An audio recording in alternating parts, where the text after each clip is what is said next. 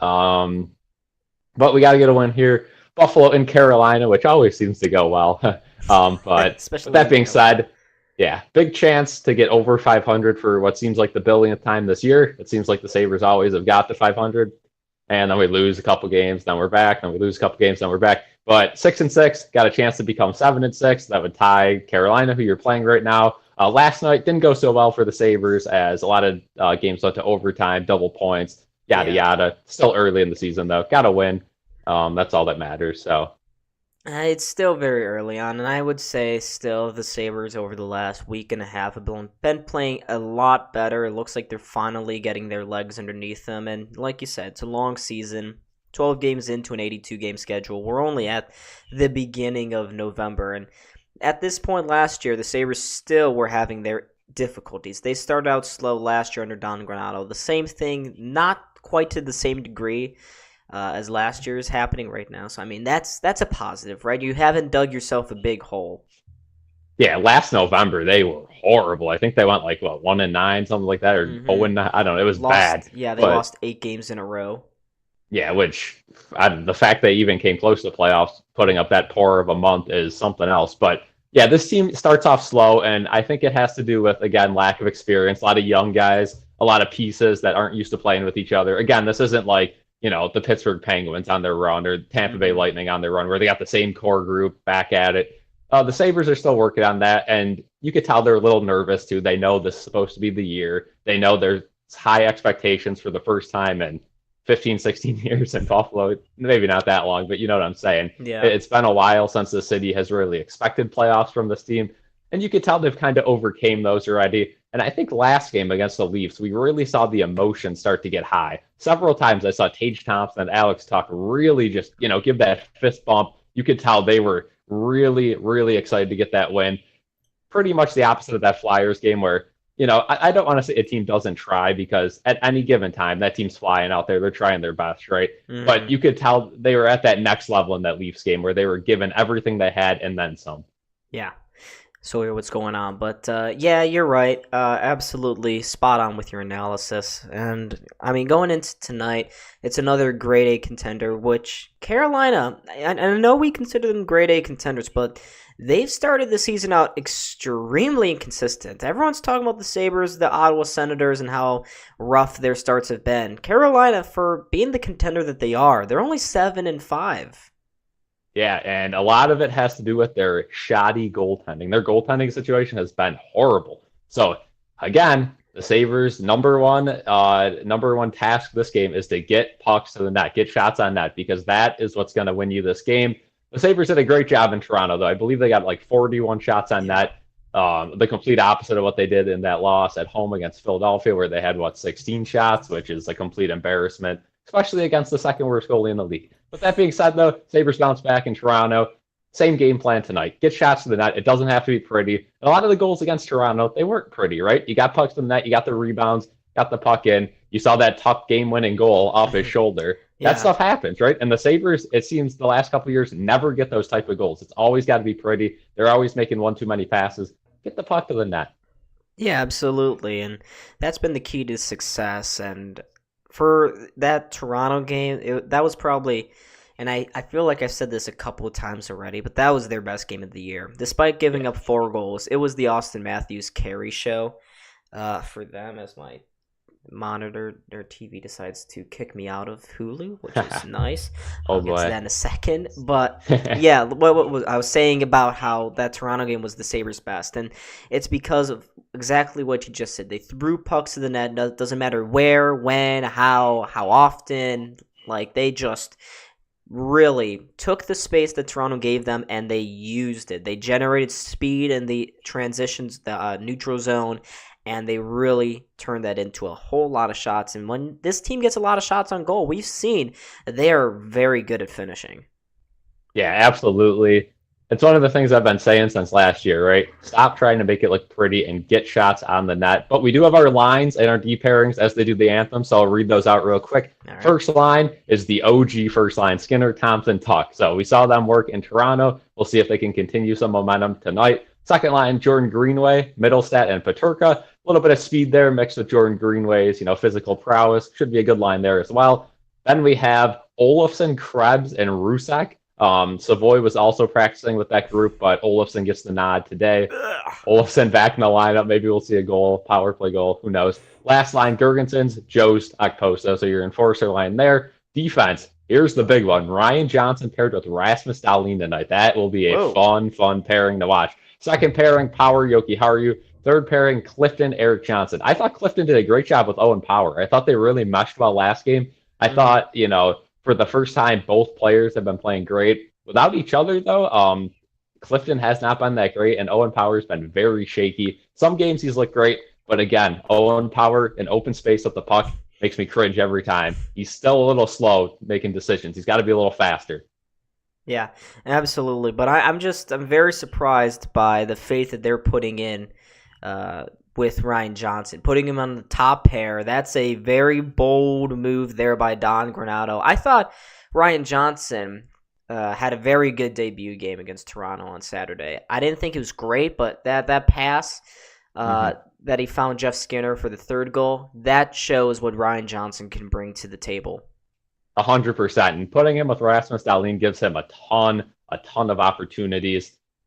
And the thing with Rasmus Dahlin too is if you're paired with Rasmus Dahlin, he's going to make up for some of your mistakes too. Mm-hmm. So it's almost like a safe spot for him up there. As bad as sometimes Dahlin does get a little too offensive. So hopefully Ryan Johnson does know to stay back a little more, like a Samuelson will. Antti Ranta starting for the Hurricane, and he's got a good record, but the advanced stats have not been great. So get pucks to the net. For the Buffalo Sabres, UPL and net, it looks like they're really going to evenly split them until Comrie comes back because, Devin Levi has still not looked great. He's made a lot of big saves, again, like every game in his career, but he's also let in a lot of pucks as well. So, that's the thing with goaltending, that it takes a while to develop. So I'm not too concerned about him, but for now, they're going to evenly split up games.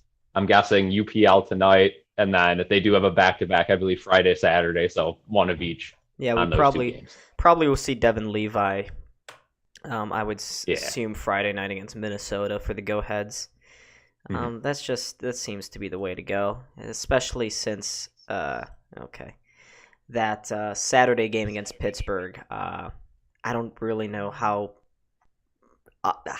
likely it is for the Sabres to win that game. It's just we never seem to win. Places like Carolina, places like Pittsburgh, you don't really know how it's going to go. But I'm not sure why the chat's not popping up on the screen here. I will get that updated. But looks like play is about to kick off here. The two OG lines out there for the Sabres and Carolina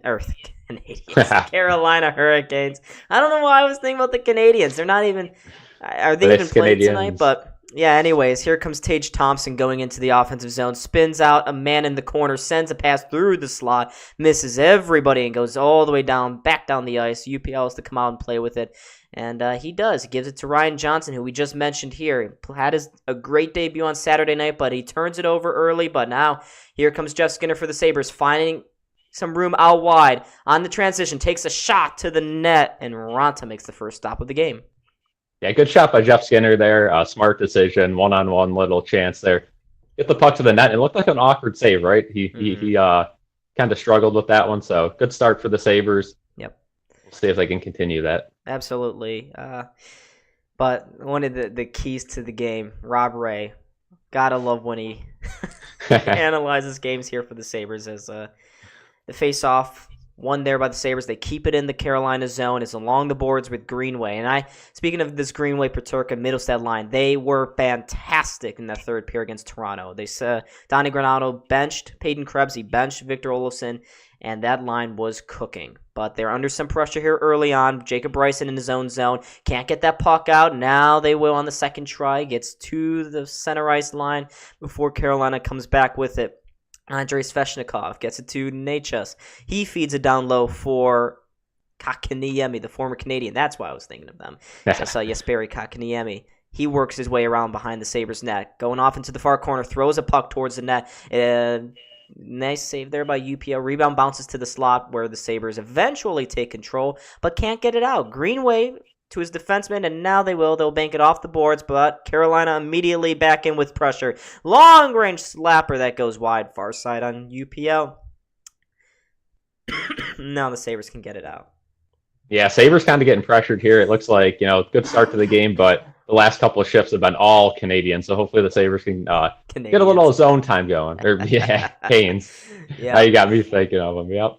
Here's that fourth line for the Carolina Hurricanes. And one of the guys out there, Jack Drury, is he the son of Chris Drury? I believe maybe cousins. I believe there is some relation, right? Because we all know it's. I know.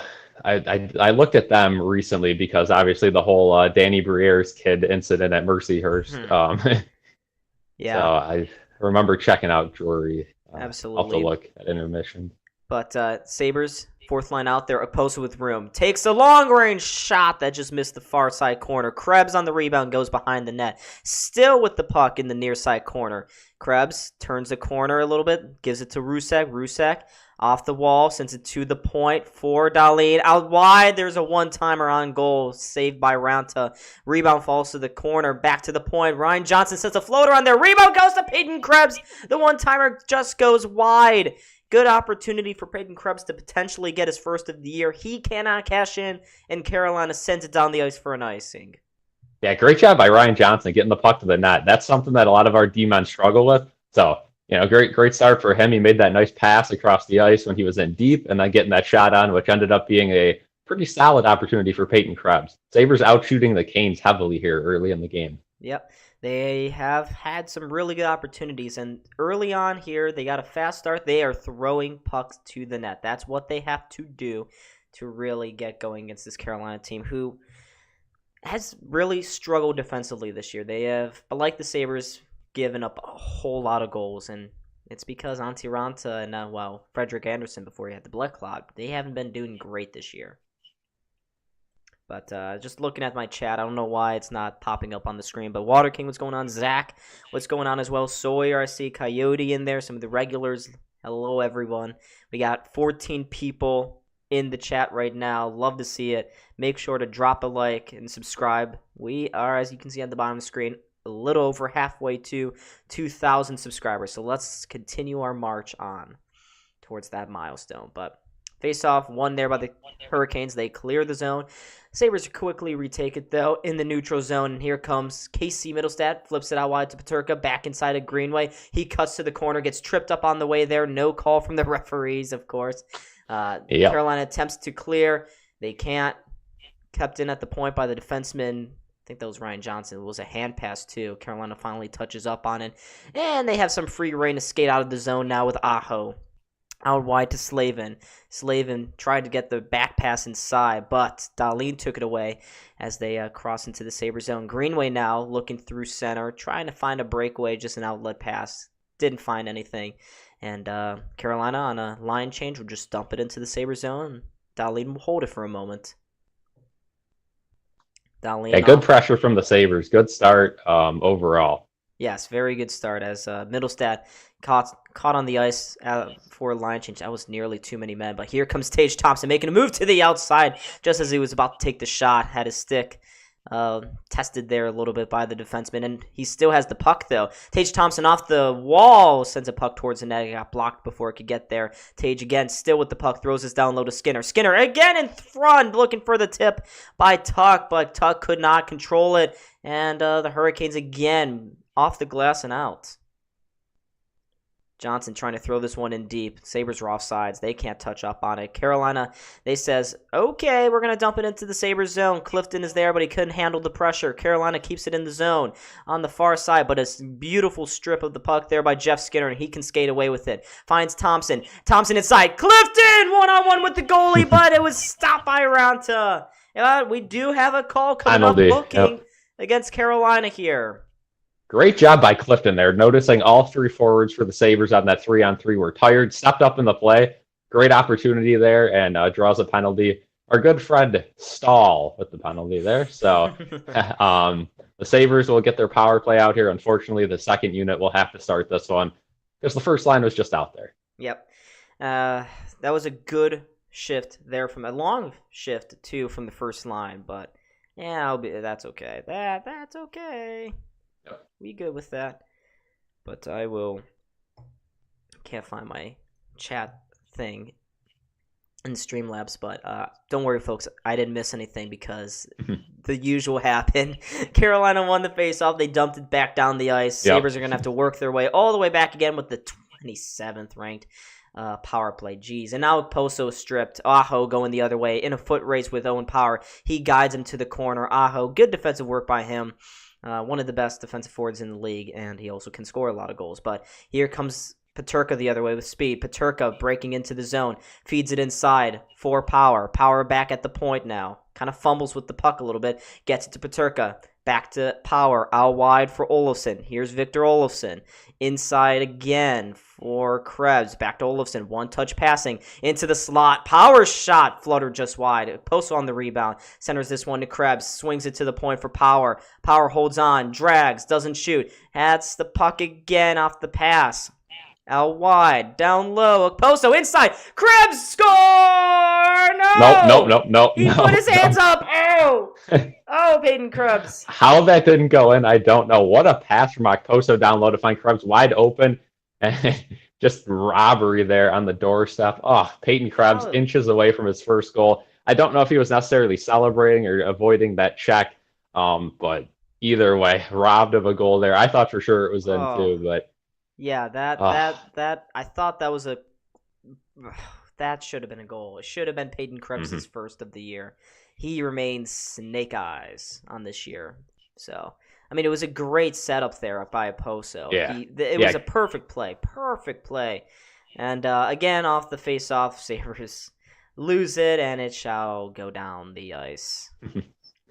Yeah, Sabres power play still not doing well there, but that second unit started to get a little pressure there, so that is definitely something to be a little happy about. I love seeing a billion drop passes and no speed into the zone. And now dump and chase. Love that. That's just great. Now, and Skinner turns it over.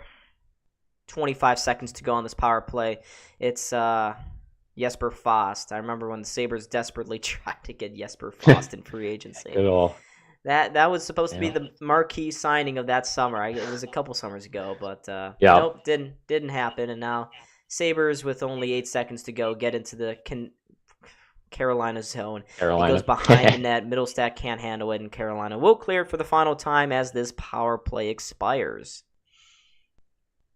A couple good opportunities on that power play. Peyton Krebs having the best one. I thought he scored. You heard I almost called it as a goal, but nope. Still can't find a way to put in the back of the net. Absolutely unbelievable. So close, but nothing yet for the Sabres. I know. Yeah, Sawyer was thinking the same thing. He saw the same thing. He thought Krebs had raised his stick to celebrate, but here's the fourth line grinding away. Clifton now cycling the puck along with Girgensons. I didn't expect to see that happening here tonight. Cycling from the fourth line with speed. That's insane. Goes into the slot, one-timer there taken by Clifton. And wow, Connor Clifton is all over the place in this first period. Yeah, good start for Connor Clifton. And again, Clifton was not supposed to be as bad as he started, so hopefully he could step it up a little bit. Again, that was our quote-unquote big free agent signing this season. Connor Clifton, marquee signing, just like Jesper Fast was supposed to be. But his shot deflected, out of play. We're going to get a commercial break here, and this will give me a moment to try to figure out the chat. Water King says Cal's wearing a Broncos jersey is disturbing for us viewers.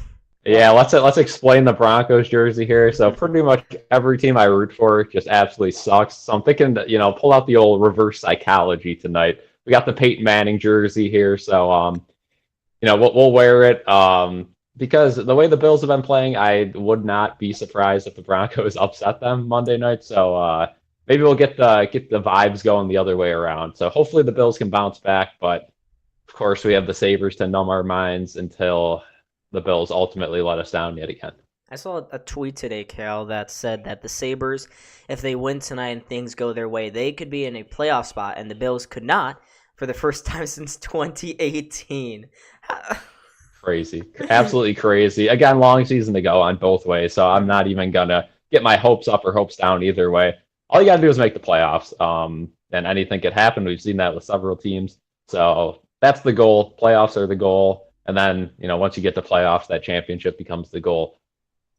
That being said, the Bills are surely looking bad so far, and the Sabres Don't not even, as good as we wanted them, but yeah. not horrible either. Don't even get me started about the Bills. If you watched the stream on Sunday night, you would have seen a guy, really going through it. Yeah, Water King. I don't know why it's not working at the moment. I relaunched it. I relaunched it. I put a new URL in there so that it would show up. Streamlabs and OBS just doesn't seem to mesh well tonight. I don't understand. So I'm gonna have to keep it open on a separate tab or just hope that eventually it comes back in. But we are back. Sabres off that faceoff, working their way around the offensive zone. Tage just got tripped up. That's gonna be another call coming up here against Stahl Carolina. again on a trip. But the Sabres keep it alive. There's a shot from Tuck. Oh, and another shot from the point after it bounced off a leg, and now we finally get yet another Sabres power play. So they're right back to it. Carolina continues their slow start, namely Mr. Stahl himself, Jordan Stahl. He's going to the box again. Second penalty this period, and we're only 9 minutes in. Not even. Yeah, and the Sabres power play has to come up with a goal here, right? Because you know the way the NHL operates, the next couple power plays are going to go to the Carolina Hurricane. And they have some playmakers on their team that can put the puck in the net. So you got to get up here because you know the refs are not going to be on your side with 2 straight power play calls, just the way the NHL goes. Don't look now, but the Sabres just lost the face-off, and Carolina cleared it down the ice. And Owen Power, where's the drop pass? Where is the drop pass? Oh, he's looking for it. He sends a terrible one off the boards, but the Sabres keep control. Olofsson going across the line. Sabres just dump it into the zone, and it's right back out. Do you notice that when they try to play along the blue line, things don't work out for them? Like, a simple man would see this and be, overcome the problem, but they just keep doing the same thing. It's almost like a Ken Dorsey style offense. Insanity. Yes, but now they finally have some speed. Olofsson goes into the zone, tries to center it, but he immediately turns it over, and let's maybe get the other unit out here. Yeah, it looks like some changes are happening. That power play, the first half of it has been squandered. The Sabres haven't had a single second of power play time in the offensive zone. Let's see if Tuck can change that now. He sends it out wide to Skinner. Skinner back off the boards. Now the Sabres can somewhat get it established here, but they immediately turn it over. I spoke too soon, and it's a shorthanded breakaway. Oh, Jesus. It's in. Oh, UPO made a breakaway save! Whoa! It happened. It happened. Oh, it happened. Wow. Now Thompson goes the other way. Finds Skinner. Skinner off escape. Finally gets it out wide near side for Dalene. Dalene to Skinner on the board. Skinner on the backhander, looking for an option. Skinner, I've never considered him much of a passing threat, and that really shows here. But Carolina does get it out with 22 seconds to go. Not a single shot on this power play. Yeah, great job by UPL there. Obviously, you're going to be caught a little off guard, but with the Sabres power play, maybe you shouldn't be on the breakaways because it seems like every game they have a shorthanded breakaway against them. But he made a save. He's horrible on the breakaway, so improvement. What does that say about Jack Drury? Because he was the guy that was in all alone. Getting saved as the power play expires. Carolina, they had a good break going the other way. Aho tried to feed it out wide. But what does that say about Drury getting stopped on a breakaway by Ukko freaking Pekka Luukkonen? Yeah, that's quite embarrassing. That's tough to do. you almost got to purposely put that puck right in his pads for him to save it on a breakaway for him. But again, UPL's been solid this year, but breakaways, not his strong suit. Yeah, no, definitely not. But here's Jordan Greenway as Carolina pressures the Sabres in the zone. They finally get it out. Here is Zemgus Girgensons at center ice. We'll chip this one into the Hurricane zone. Ranta comes out to play with it, whacks it along the near side boards. It goes all the way out. Squeaks past Eric Johnson, and on the far side, he just kind of chips this one again off the boards, and Carolina messily eventually takes possession. And now here comes Andrei Sveshnikov looking through a pass through the high slot, didn't find anyone, and now Rusek the other way. Or was that Tyson Jost? I couldn't really tell. They're all wearing basically the same number. It doesn't matter, though. Sabres turned the puck over, and Carolina just kind of playing with it now with Marty Necas. Necas, near side boards, tips this one into the Sabres zone. Immediately turns it over to Jokiar, who tries to go for the spring pass to Peterka into the zone. Sends it out wide. Brent Burns on him. Brent Burns tried to steal the puck. He did take that out of the zone. Is that going to be a penalty against Buffalo for that? Yep. Victor Olofsson. Yep. Welcome back to the line. Why is he playing? I don't know what he provides. What does he provide? Because that is a silly thing to do. He slew foots Brian Burns for no reason. The puck wasn't even near him. And now Carolina delayed call coming up here. They still have control of this puck at center ice. Drury trying with speed to go to the outside and in. He does, finds Aho. Aho sending this through the middle of the ice, and now the Sabres will touch up on it. That'll bring the first Carolina power play of the game. Again, you knew a power play was coming from Carolina, but Sabres, again, power play struggles. That's not going to help you because you waste 4 minutes of this period. And the Sabres are honestly better off when they're on 5-on-5, obviously. And if this power play doesn't get working quick, that's going to cost them, right? How many games have we had power play opportunities to tie the game, to get back in the game? Just nothing there. So hopefully the Sabres can kill off this penalty, which is something they've actually been solid at this year. Yeah, it's very surprising. They've been very solid. And they're a top 5 unit on the penalty kill, and the Sabres unfortunately do take a lot of penalties. They have so far this year. I think they're in the top 10 for penalties committed, which is not great. And it's just sloppy stuff like Victor Olofsson. Victor Olofsson, I just, what does he bring to this lineup anymore? You know? It's so aggravating, too, with the amount of young guys. I mean, Kulik is lighting it up in the AHL. You got Savoy, who I knew they already ruled out. They said he's not going to play yet, so we knew that coming in tonight. But Cousins still not ready to go, and I would assume that is why Olofsson's in, because they probably figured Cousins would be able to play tonight, and they decided to give him an extra day with, a couple more days off coming up. But it's just aggravating, right? This guy should have been traded a while ago. The one thing he can do, though, is score goals. He hasn't in a long time, hasn't yet this year. But when he scores goals, he gets on a little bit of a rhythm. So maybe tonight he can break that drought and then start with a couple there. But, yeah, just an unlucky trip there. But in the offensive zone, it just can't happen. Yeah, it just can't happen. It's really sloppy. You can't slew foot opponents, by the way. And he really does suck. But just looking back on this Jack Drury breakaway and Luukkonen, that's got to feel good for him to be able to stop a breakaway when historically he never does that. That's 100% confidence booster. Yeah, totally. And we're just looking again to the Olofsson, a replay of the Olofsson slew foot there.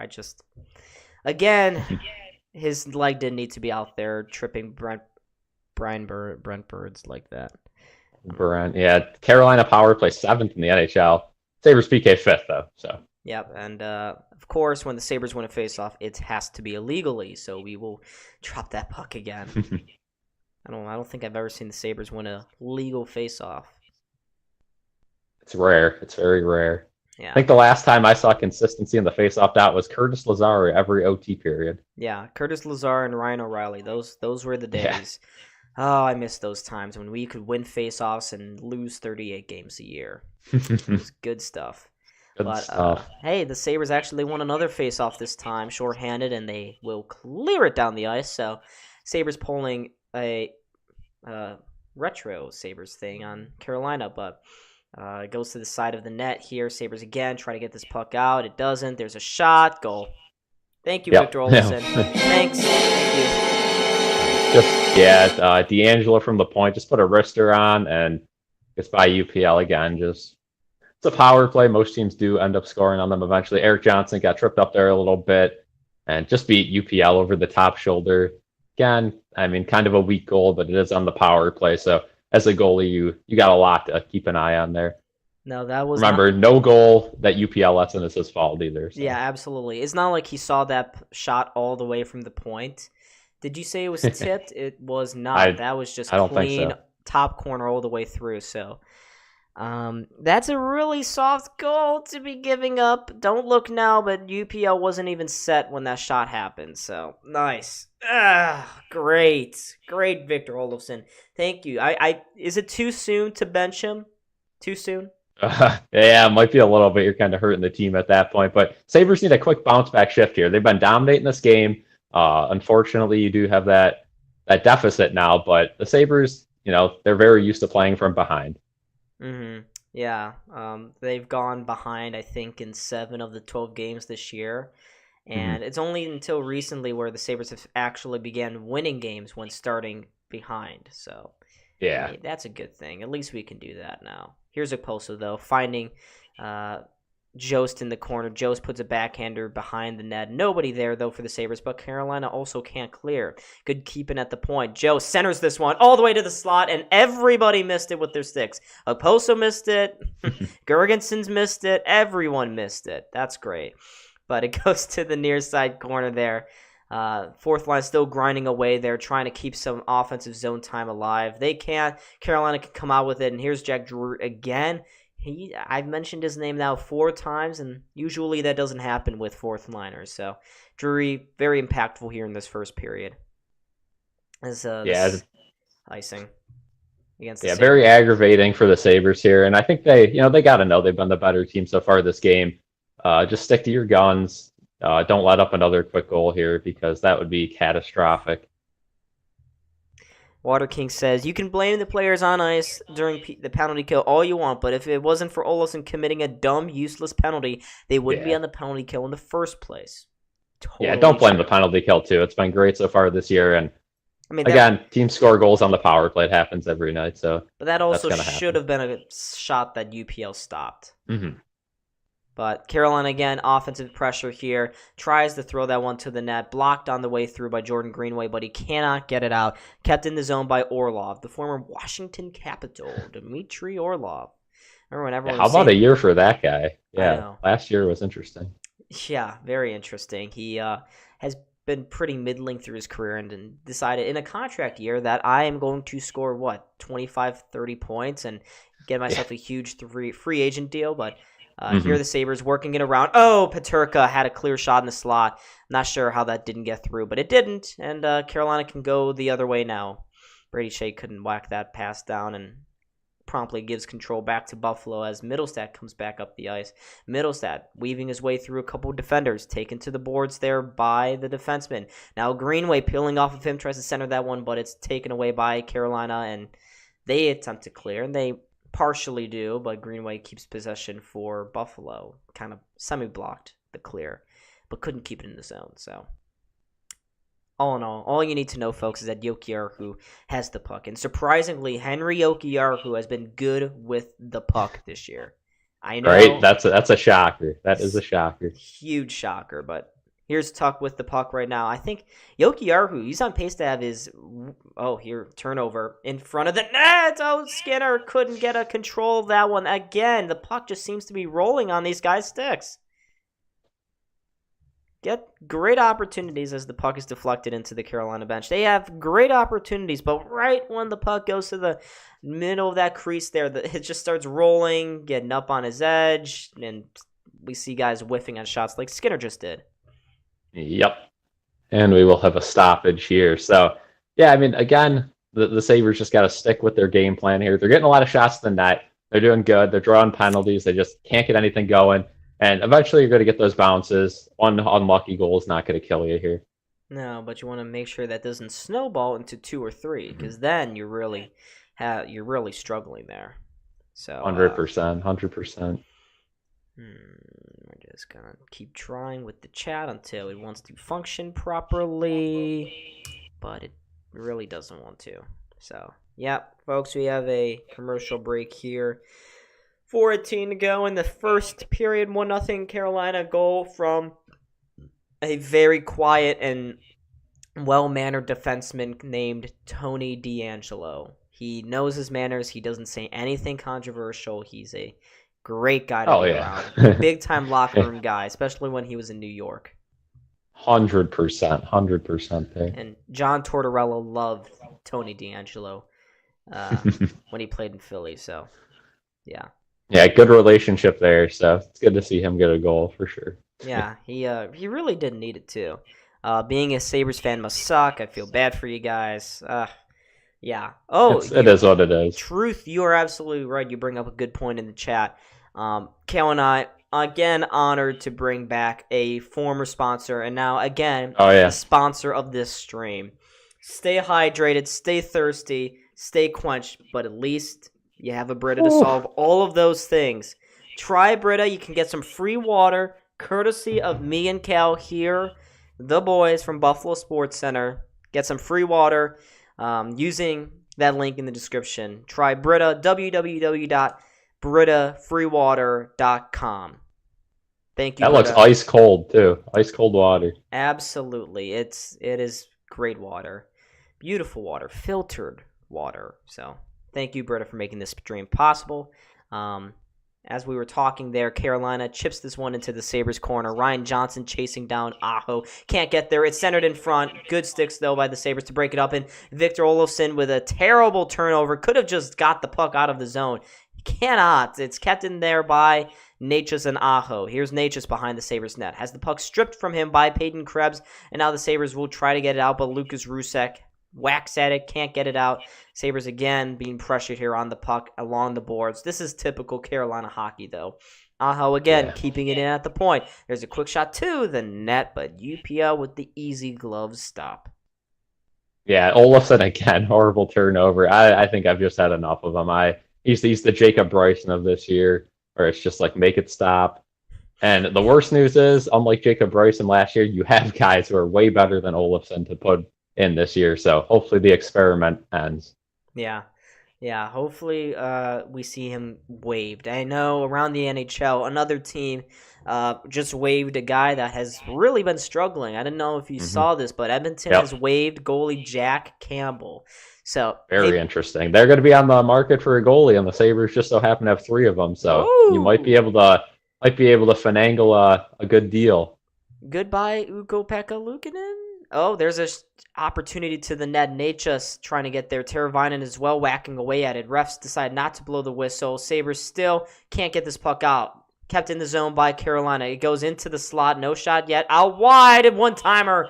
Save made there by UPL. The rebound comes out to the near boards. Shea, the defenseman, again, goes down low. Makes a play. Oh, Carolina trying to send this through to the front of the net. Terrible shift right now by the Sabres' fourth line. An absolute mismatch here at the moment. Again, Brady Shea, another shot that goes off the outside of the post. Carolina buzzing here. They send it to the point again. Kotkaniemi out wide. Back up top again for Slavin. Slavin down low. Sabres eventually get the puck, but they can't get it out. They do get it out now.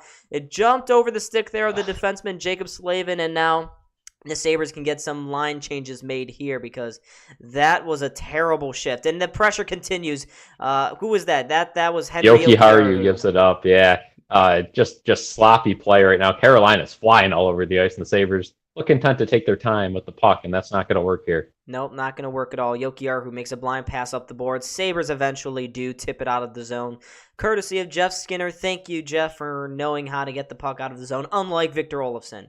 That was nearly offsides. And now speed the other way with space, with time. Centering pass. Martinuk. Oh, did that hit the post? I think it was close. That looked like it hit the crossbar. We'll see on the replay. But the Sabres continue to play on now. Tuck dumping this one into the Carolina zone. Carolina quickly retakes it and gets it out now. Kept by the Sabres in the neutral zone with Jokiharju. Gives it to Greenway. Greenway to Thompson. Thompson can't get this one deep into the zone. Carolina can go back. And Barnook with a makeshift breakaway. Oh, he takes a long-range shot. Good stop there by UPL. And the Sabres on the transition going the other way now. Things appear to kind of get a little wide open now. Greenway going around behind the net. Getting dogged there by D'Angelo. Takes him to the corner. Jalen Chatfield, his partner, eventually does take the puck, and on the backhander, sends this one up the boards out of the zone, but the Sabres don't let them get very far. Carolina, after some early Sabres domination, they now lead the shot count 10-6. So there goes that 5-1 early lead there for Buffalo. Yeah, the Sabres got to get some more shots on the net, and they got to start controlling play a little bit. They've just been super sloppy. And they're just throwing the puck all over the place. Dalene just whipped the puck all the way down the ice. No icing, though, as it did get tipped by a Carolina player heading towards the bench. We have less than a minute to go here. Carolina with the puck in their own zone. They're going to come up the near side boards, tip this one into the zone with Aho. Aho tips it along. Owen Power chasing in after it. Can he handle the puck? He's under some serious pressure now. Aho still dogging him. He eventually comes away with it, sends it to the near boards, tries to get this one to the front of the net. Sabres don't allow that to happen and instead clear this one down the ice where Krebs eventually has it right near the red line at the middle line there. Carolina steals it from him. Clifton has to deal with it, and he plays in front of his own net. Peyton Krebs dangerously there. Yeah. 16 seconds. Sabres just need to get out of this period alive. And as Owen Power fumbles the puck there, maybe a last opportunity. Quick shot to the front of the net. Missed the far corner there of Ranta, and 5 seconds left. Carolina just content with whisking this one up the boards, and that will do it for the first period. So Sabres get out of one, down by one. Tony DeAngelo with the only goal so far here. UPO made a couple of huge stops towards the end of that first period to keep this only a 1-goal game.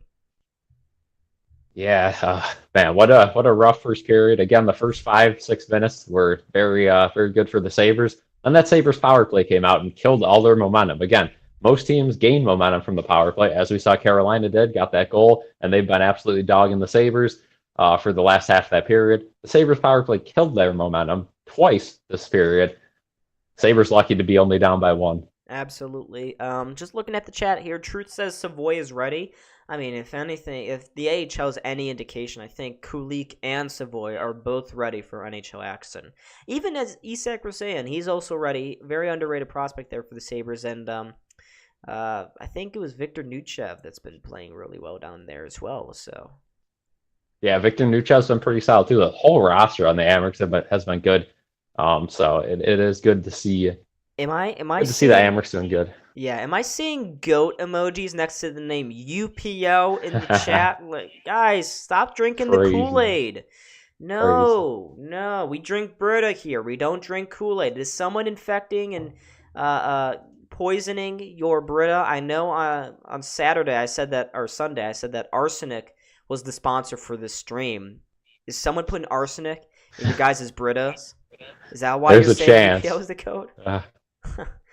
Yeah, the Sabres all time against the Hurricanes are 104, 89, and 18. Away, they are overall 44, 45, and 17. So pretty even, but as of lately, they've been really bad in Carolina. Yeah, very, very bad. Very bad. UPO is ass. Kale wearing the Broncos jersey is what killing the Sabres right now. I'm telling you. That's what Water King says. I mean, I'd have to agree with him, Cal. That's true. Maybe we'll have to make a change here for the second period once that starts. Is that is that plus? Is that a Peyton Manning shirt that you have on, folks? That sure is. You can't. Peyton Manning jersey. It's pretty solid there. Yeah, Let's see.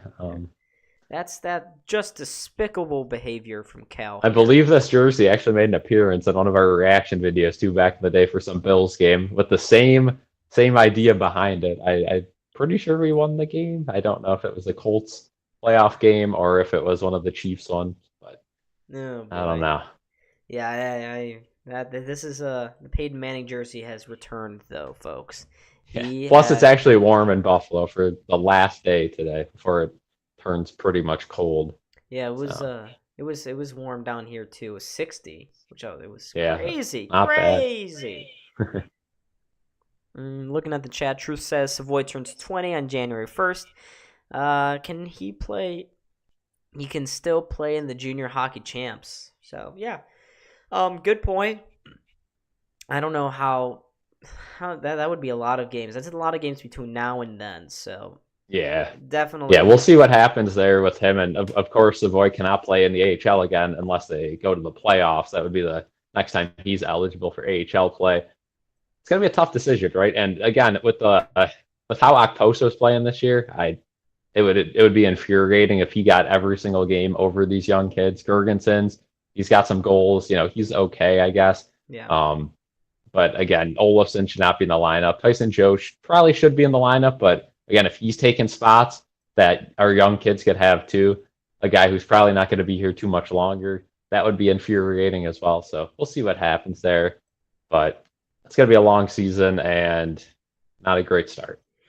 No, and I really haven't totally understood why we don't see Okposo being rotated out, because he just doesn't appear to have the legs anymore. Kind of dead weight on the ice. And you can tell him. Good locker room guy, but just cannot be playing every game. Well, I just put in a new chat onto my screen, so hopefully that updates. If not, it's just basically a bug. It's a bug. Something's bugging out between OBS and Streamlabs. So, folks, please don't get mad at me. I am trying my best to get your names on the screen, but that's why I don't have to keep switching between tabs. Sawyer says, I remember that Colts playoff game. It was their first playoff win in my lifetime, and they almost sold it all. I know. Yep. Yeah. Sean McDermott almost choking it back that too.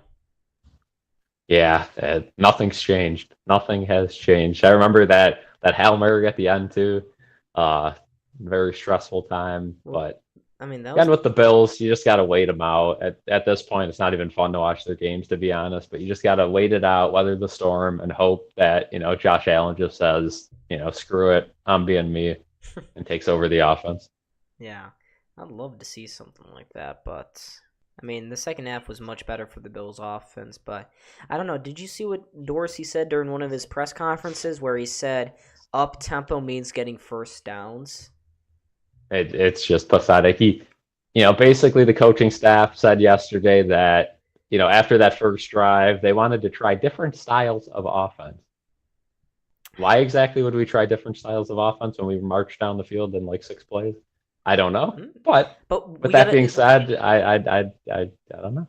When we're trailing, that's when you establish a running game. I think that's what they were going for. That makes just so much sense, doesn't it, Cal? Makes a whole lot of sense. And the biggest thing with the Bills, right, is they're not a one-dimensional passing team either. They're not going to be like, the Giants, for instance, when they have Daniel Jones, where it's only checkdowns. The Bills can stretch the field, so they can throw it wherever they want. The creativity on offense has been horrible. Every single deep ball is either double covered or a Hail Mary to Hardy, who is always covered, never seems to outrun his guy, and he's also 5'2", so that doesn't help the fact that you're throwing a jump ball to him. Just horrible play designs. Yeah, absolutely, and I mean, when you have guys colliding within they're colliding. Oh, I can't. It's not even downfield either. That was literally right off the line. They both boom right into each other. It's not like, again, sometimes downfield 2 guys will trip over each other when they're trying to get separation or whatever. But again, Dorsey makes so many excuses. Says he's still getting ready. Said he's proud that he's getting plays off in time. Getting plays off in time. He's taking forever. What happened to Dable's offense, where Allen would go up there, make a couple audibles? Allen truly, progressed into this, great quarterback, not only physically but mentally, and that just, completely went away. Ugh, Buffalo. What is it going to take for us to realize that Ken Dorsey should not be calling plays? At least when Matt Canada, another much maligned offensive coordinator, when he made the switch from the booth down to the field, the Steelers appeared to be a little more engaged with his play calls and were actually executing it better. Ken Dorsey, still being the nerd that he is, decides, I'm going to still ride it out, do the same thing despite what I'm doing not working. Isn't that insane? It's infuriating. I mean, again, these games are not fun to watch. I mean, to be honest, it's ever since after that Dolphins game, it just has not been fun. And for the first time in the last couple of years, again, we're all concerned that playoffs might not be a thing. But if you keep playing like this, I don't care if you make the playoffs or not, you're not going anywhere. So no, this team's their ceiling increasingly appears to be maybe a wild card win. Maybe.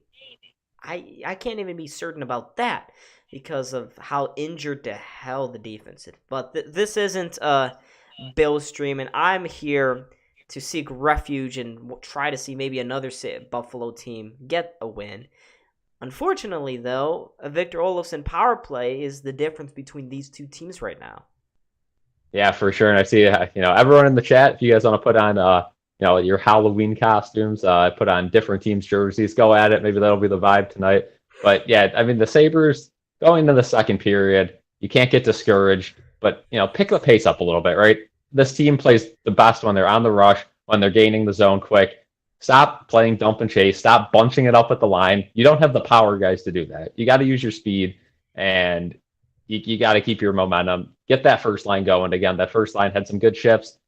But again, the first line has trouble when they end up, stacking up on that first or on that blue line, and then they get, a 2-minute shift in the defensive zone, which can't happen. Other than that, just stick to your guns. And UPL had a solid first period. The goal, again, a power play goal. Can't fault him at that one, but it was not a great look. No, it wasn't a great shot to give up, but I thought he still made a bunch of very clutch saves in that first period. Water King in the chat says, you think being a Bills fan is bad? Try being a Pats fan. Well, I would gladly be a Patriots fan. I mean, talk about a team that can't complain. Super Bowl after Super Bowl after Super Bowl. That is again, if you've been bad for a couple of years, I get it, but nothing compares to being a Bills fan. Like that's a bad excuse there. But yeah, right now it would suck for sure. But I mean, let's be real here. No sympathy for the Pats fans. No. Exactly. I don't even Zero, understand. none. You can't. If you live in Boston, you have good team after good team after good team after good team. But you don't know the half of it from here. Yeah, like the Bills lost in 4 straight Super Bowls. The Sabres have only been to 2 Stanley Cup final appearances, and how many championships do the Celtics, Bruins, and Patriots have combined? Like, that's not even a debate. Constant playoff teams everywhere, except the Red Sox. But the Red Sox, no. Sorry, Water. Just wanted to see your reaction. Yeah. But I will say, though, being a Patriots fan recently, it does suck. If I had to watch Mac Jones every week, that would be rough. I think Mac Jones is as mid as they come. And I think Belichick's probably on his way out. But he signed that secret contract extension, so don't be so certain about that. That's interesting there. But yeah, again, Patriots fans, they seem to be filling up that place too. I don't think they're giving up, which why would you, right? It's Patriots football is always going to be linked to winning after that legendary run that you just got to respect if you're a Buffalo guy. Yeah, just looking at the chat a little bit. Truth, did you guys all get an ad? I can't control that, but oh yeah. Yeah, let us know what ads you can get so I can get some more inspiration. Because I mean, Brita, they do give us some money, but not a whole lot. So we're always open to alternatives here. But you got a McCormick Spice. Yeah, BSC getting spicy. I don't know if you guys remember, but last season, I think around like February, early January, I did a stream. And since the Sabres scored like more than 5 goals in that game, I had to eat like 10 spoonfuls of just Mighty Taco hot sauce. So, I mean, BSC does get spicy. We do get spicy on here. It's happened before, and it very well could happen again. Yeah, I think, Kale, it's your turn, right, to eat Mighty Taco hot sauce on stream. I think it's your turn.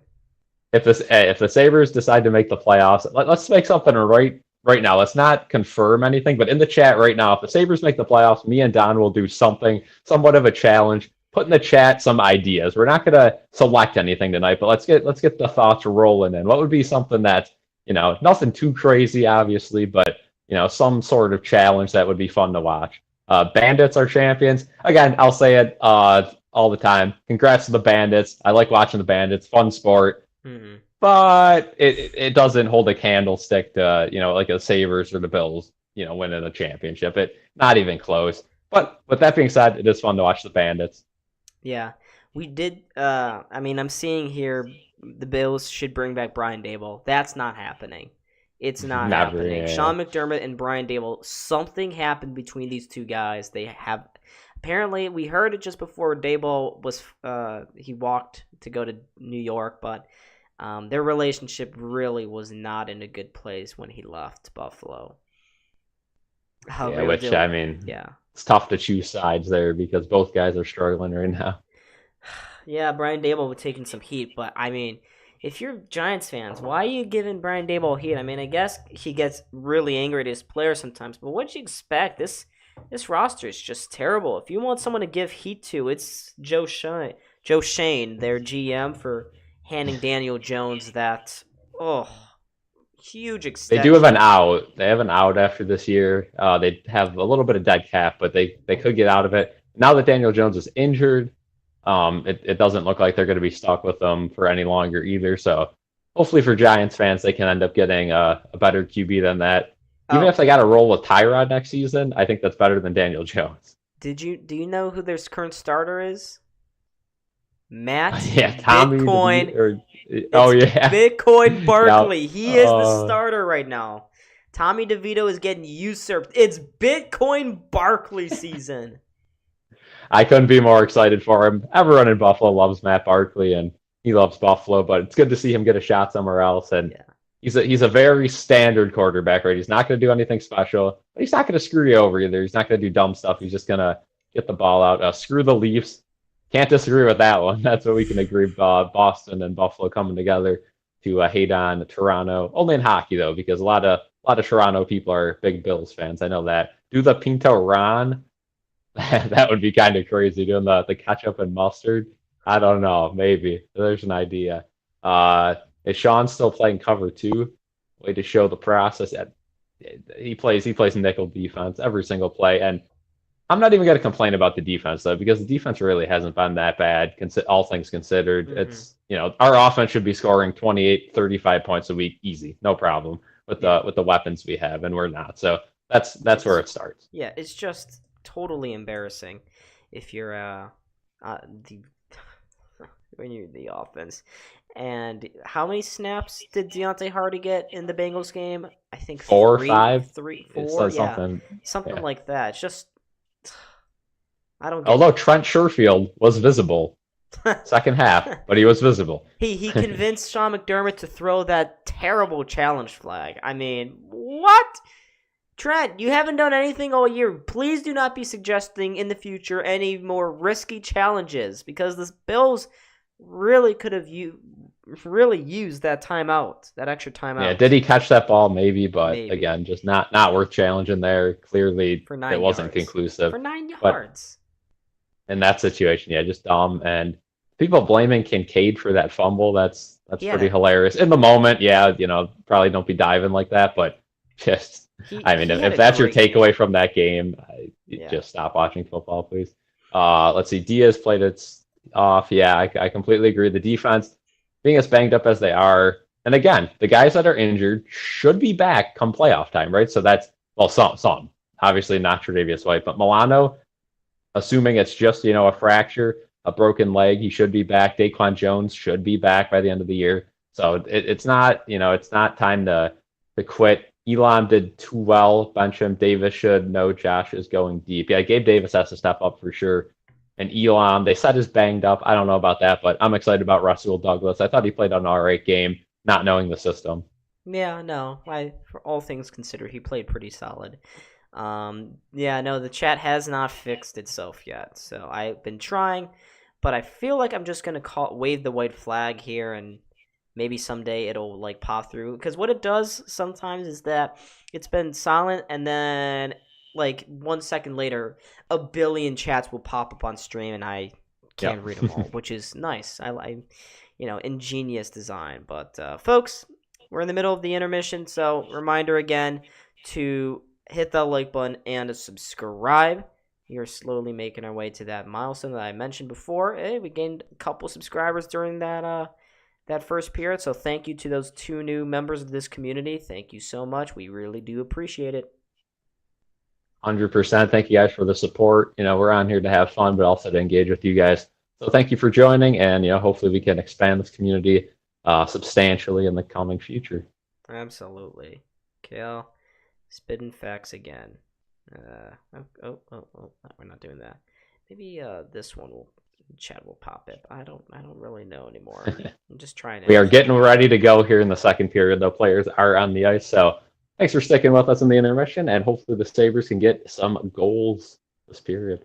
Yeah, absolutely. Shots after that first period were in favor of Carolina, 10-6.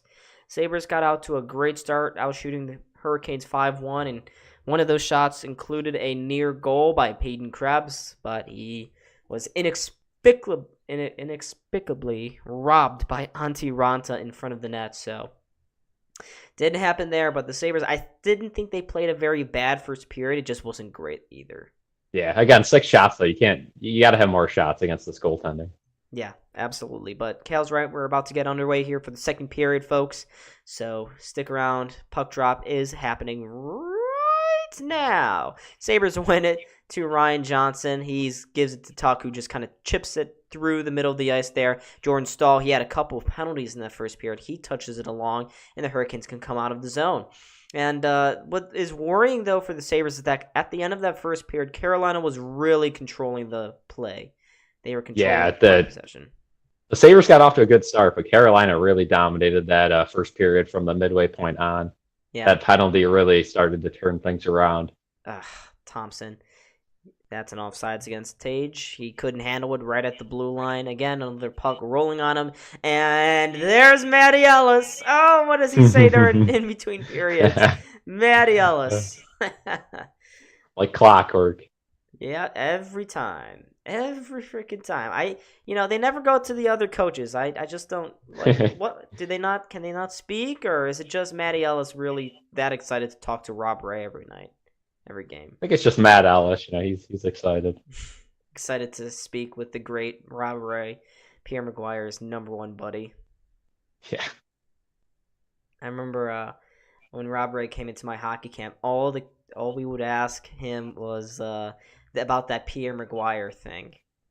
And every time he just kind of respond awkwardly. But as that happens, Carolina working their way around the Sabres end. Peterka trying to get it out. He can't. Power now has the puck. Good breakout pass. He finds Greenway, and the scoreboard kind of jumped around a little bit there. Yeah. And that's going to be another call here against Peterka. Yep. Sabres going to the penalty kill once they touch up the puck right now.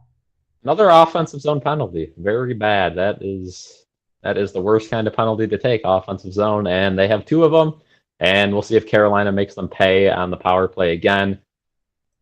Sabres penalty kill 0 for 1 so far tonight. Yep, they are 0 for 1 currently. Carolina 1 for 1, 0 for 2 actually. Lightning are embarrassing as heck. They really did choke last night. They had a 4-1 lead against Toronto, and they lost 6-5, so not great if you're Toronto. I think they're up big tonight, though, if I did see so correctly. I think they had a big first period against the Canadiens. Yeah, Canadiens. They've been trending downward. That game still pisses me off where we lost to them. Yeah. Annoying. Typical Sabres. But Carolina 1 for 1. They had 1 shot on their first penalty kill, and they have another great opportunity. Oh, what a stop by UPL. Stretching out his legs there for the split save, as it was a makeshift breakaway there for whoever that is, Stefan Nosen. But the power play still working their way around here for Carolina. There's a quick shot from Sveshnikov, blocked before it could get through, and now good clear there by the Sabres, and they can get that one out of the zone. Carolina again, coming across that blue line. They go across ice, no pass, touched pass down below the goal line there. Holding on to the puck, eventually losing it, but still retaining possession are the Hurricanes.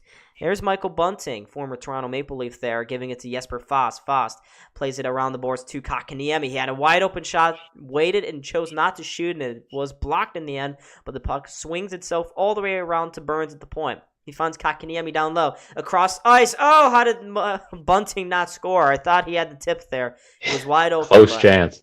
Yeah. 45 seconds to go here on this power play. Sabres really holding on here. Thompson just kind of threw a guy down. I hope that doesn't get called. And now Kotkaniemi just wraps his arms around Tage, and he throws him down. But nope, now we got a whistle. The stop play here. Is that going to be a penalty here? No, that is just going to be a stoppage there. I think they felt that Tage Thompson was down in a vulnerable spot there, holding on to the puck. So that'll let the Sabres change it up. Yep, that'll let the Sabres get some new, fresh bodies out there. But again, a couple of huge stops there, including that split save by UPL. I mean, finally he's using his size to his advantage. Yeah, and again, that's his number one thing, right? He could stretch his pads pretty much the length of that net, so that is big for him. Carolina, they won the faceoff there, but couldn't keep it in the zone. It drifted kind of between the 2 defensemen. Poso latched onto it, got it down the ice, tripped a defenseman while he was doing so, but no call there coming up against Buffalo. Nate just going the other way now for Carolina into the Sabres zone, gets it to the far side. Teravainen again cannot hold on to it, and the Sabres cleared for what should be that should be the final little bit of pressure for Carolina on this penalty kill or power play. So the Sabres, good penalty kill there, very important here early on in this second period. There's another. Absolutely, yeah, got to keep it up here. Another quick shot on net, saved by UPL. Carolina keeping the pressure alive, though, in the Sabres' end. Jokiar, who eventually takes the puck back, gets it out of the zone, and now Peterka going the other way with speed. Peterka kind of gets dragged around there, taken to the boards, and is sent right out in front. Oh, there's an opportunity, and a goal! Alex Tuch out of nowhere! Whew. Picks off the Big turnover. goal for Alex Tuch. He is on fire. 4th goal of the season, 3rd goal in 2 games. A great job by JJ Peterka there. Putting his body in there, really leaning on the guy, and then a nice little pass there, and a good strip there by Alex Tuch. Yeah, but that was fantastic, and it is not a hand pass against JJ Peterka, but that is exactly what this Sabres team needed after a couple of penalties. Carolina piling on the pressure. Didn't really know when that pressure would be letting up, but Peterka, great use of his stick while he was on his ass. Sent that pass through the slot. Tuch was there. His initial save was stopped. The rebound, though, could not be saved. Alex Tuch, his 4th goal of the season. We haven't dropped the puck yet. The ref's over talking to the bench right now. I'm not sure about what, though. I don't know. He's explaining something, but again, there's really nothing you could challenge that for, so it should be a good goal. Should be a good goal here. Would make this a 1-1 game. Alex Tuch, his 3rd goal now in the last 2 games. And, he started slow last year, but once he got going, boy, did he get going. 100%. And, yeah, a lot of people speculated Alex Tuch was injured to start the year. I didn't see anything. He got in some fights, too, so I don't think he was too concerned. But finally getting going, getting some hard effort goals. And, once you start scoring, usually things continue in the positive direction. Although Carolina keeping pressure alive here in the offensive zone for this and the defensive zone here for the Sabres. He can send it to the point. Slavin, nice touch pass, give and go. Sends a shot towards the front of the net. UPL makes the stop. Now the Sabres looking for that stretch pass. Skinner just outside of his reach. And that will be coming back for an ice. But that Tuch goal, they're going to say it was unassisted. I'm pretty sure. Water King in the chat saying Alex Tuch on fire. 4th goal in 13 games. 3rd goal in 2 games. So, yeah, he's really been on fire in the last couple of games here.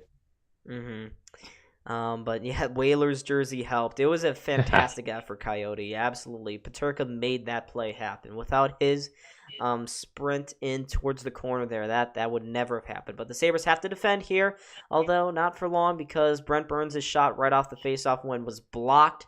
So the Sabres can get some changes here, and now they have some speed going through center. And it's Alex Tuch again to the backhander, to the front of the net. Oh, got a shot off. It was stopped by Ranta. Rebound goes to the side. Skinner, from a low angle, shot it on goal, but it was stopped there by Ranta, and now Carolina can go the other way. Aho, that pass was out of his reach. He has to take it now, gives it to Teravainen. Back to Aho, swings it to the point for Burns. Burns, he's got space, didn't take the shot, though. Now they do. He's sent to the front of the net. Aho trying to get to that rebound. He does, but not in time to get a wide-open goal, so he will continue cycling this puck. Gives it to Natchez. Makes a couple of spin moves on the far side, looking for that cross-ice pass to Aho. Couldn't settle it down, though. Aho again with the puck at the point, at the blue line. Has his shot blocked there by Tage freaking Thompson, and now the Sabres can go the other way with Skinner. Skinner with space, trying to slide that one inside, but he couldn't get it through. But the Sabres keep it alive in the offensive zone. There's a long-range slapper from the point.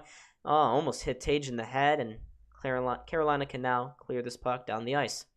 And I don't know, Cal, if you've noticed, but it looks like Don Granato has shifted the lines up a little bit. Yeah, a little bit. Again, got to be a little careful examining the lines here because on that penalty kill, you're going to switch up the lines a little bit, especially when it's that early in a period. So we'll see what they decide to do here going forward. Here's Dalene. Good forecheck to make that play happen in the offensive zone. Sabres keep it alive there. There's a quick shot from the point. Deflected, goes high up into the air, eventually reaches Jost on the near side. Tried to settle it down and force it to the corner. Did both of those things, but Carolina takes it back and will go back down to the other end of the ice where the Sabres take a quick stretch pass. Here's Tyson Jost. Oh, what a spin move by him. But the puck again rolls off. Yet another Sabres stick there. And Carolina retakes control right in the neutral zone. Slavin. Inside, looking for that pass for Nosen. Picked off by Jost. He tried to break away with it. Couldn't do so. Carolina forces him back into his own zone. And he gives it to Jokiharju, who sends it out wide to Zemgus Girgensons. Girgensons rings this one around the boards, finds his man. Oh, it was the Olofsson. He could have had that puck, but kind of misread it a little bit. And Jokiharju now with the puck on the near side. Krebs making a move to get around one in the neutral zone. Finds Johnson across the ice. He throws it into the Kane zone. Carolina, though, doesn't let it stay there that long, and they send this puck again down the ice for Stefan Noesen, the outlet. Noesen into the far corner, trying to jostle with Olofsson in the far Sabres corner there. Olofsson loses the battle. Carolina still has it. Kotkaniemi with the puck along the boards, sends it to the point, into the slot now, back out wide for D'Angelo. D'Angelo doesn't take the shot, instead, again, sends it to the point for Kotkaniemi. Throws that one well wide of the target. Didn't even make it close, but Carolina again with the puck, still in the Sabre zone. Teravainen to Sveshnikov, going into the high slot, takes the shot, the rebound goes to the front of the net. UPL with a couple of major saves, and it looks like we're going to get a whistle here. Are we getting a penalty? I don't know. They cut the commercial very quick there, so I don't know if that was a penalty. I don't know what else that could have been besides maybe a high stick. But the way the Sabres touched up there did look like a penalty. Yeah, sure did look like a penalty there. So, I mean, the Carolina power plays looked extremely lethal here tonight. Don't want to keep giving these guys opportunities like that. Definitely not here. And yeah, tripping call on Ryan Johnson. So the Canes will go to the power play. Not going to be good. The Sabres power play has been good, as we've said, this season so far. But Carolina has generated a lot of speed on their power play, and that has really helped them kind of transition into 5v5 play. But the Sabres penalty kill did set them up for a goal earlier in the period, so we'll see what happens here. Yep, we shall see what happens. Canes are 1 for 2 right now. They're going to go to their third opportunity of the night, but that'll happen once we return from, or MSG returns from a commercial break. But yeah, that tuck goal really is huge though for this team. Really, yeah, it's a huge goal for the Sabres. Definitely to get tuck going and, of course, get them even in this game. Big penalty kill coming up, but if you could kill this off immediately, you're right back in, 50% chance of winning this one. And when the Sabres are playing fast, they're the better team, but they've been a little sloppy with the puck. And yeah, I'm just seeing a replay that Ryan Johnson tripped now. Yeah, I just got the stick there. Didn't really need to trip him behind the play, but again, I'll take that penalty all day over an offensive zone penalty like the previous two were. Mm-hmm. Skinner is spicy like McCormick's little chili spices. Yeah. Why are people saying McCormick spices? What are you guys watching? Because that's not me who does that. That's YouTube. And right now, YouTube is sensing that you guys want some spice, which is hilarious. But yeah, you can see the shot count right now. Sabres kind of getting closer to matching Carolina's total. It's Canes 13, Sabres 10 right now, and we're 9 minutes into the second period. So still not a ton of shots here for Buffalo. They're not going to get definitely a dangerous unit out there for Carolina too. So the Sabres got to get the puck out every opportunity they have. Yep, and they have Power, Thompson, Greenway, and Johnson. So a lot of size here on this penalty kill. As Teravainen immediately walks in, takes another shot, stopped by UPL. Rebound falls to Owen Power. He slides his one to an open boards where the Sabres, do they get it out? No, they don't. Thought they did for a moment there. It stays on the near side with Aho. Sabres had a prime opportunity to get it out, but couldn't. Carolina keeps it in now with Sveshnikov. Sends this one to the front of the net. It was tipped on goal. UPL made the stop, and the rebound goes to the near boards for Teravainen. Again, out wide. Shot. Blocked before it could get through by Johnson. Eric Johnson made a good play there. Aho trying to get around him and cut to the front of the net. Could not do so. Aho was clutching his face after Johnson hit him, so I wonder if he got a high stick. Yeah, it's a big hit there, but yeah, no call there. And the Sabres should definitely take a look at this Hurricanes power play. This is how a power play is run. This is a real functional, real good power play here. But UPL Made a couple more stops before the Sabres clear. And now Carolina re-enters the zone with Slavin. Slavin across to D'Angelo. D'Angelo circling the zone. Saucers a pass to the far side. Back inside for Natchez. Shot blocked. Rebound goes to Teravainen. But both shots were blocked. Sabres get in front of these shots, which is great. Again, Carolina, though, keeps it in at the point. 35 seconds to go on the power play. Teravainen down low into the back post. Couldn't get a stick on it. Natchez did not. And now Carolina sends an errant pass through the middle of the ice where the Sabres pick it off and send it down the length of the ice. So again, good job for the Sabres there on this kill. Just, like I said, getting the puck out every opportunity they can here. Absolutely. Carolina coming in for one last rush here on this power play. They get to the far side, send it in front. Nosen could not get a stick on it, and Greenway will clear it for the final time here. Sabres kill off yet another Carolina power play. They get back to the string. Ryan Johnson out of the penalty box. Carolina, though, coming back through the middle of the ice with coming through with speed. Doesn't really translate into much, though, as Tuck continues to have it now along the near side boards in his own zone. Although Carolina, Jordan Stahl almost stepped away from Owen Power there, but Power quickly steals it from him and lifts this one out to center ice for Alex Tuck, the lone Sabres goal scorer here tonight. Just over halfway through the second period, still tied up at 1-1. Carolina, again, coming in with speed, but it looks like they were off sides. Yep, and that will bring us to a commercial break. Decent period for the Sabres, obviously evening it up. But I would still say Carolina's been the better team that period overall. Yeah, I would say so too. They've controlled it, but they've had, the power play really does help in terms of offensive zone possession, because the Sabres, that's their third penalty, and they really can't stay out of the penalty box tonight. They got to be better with their discipline.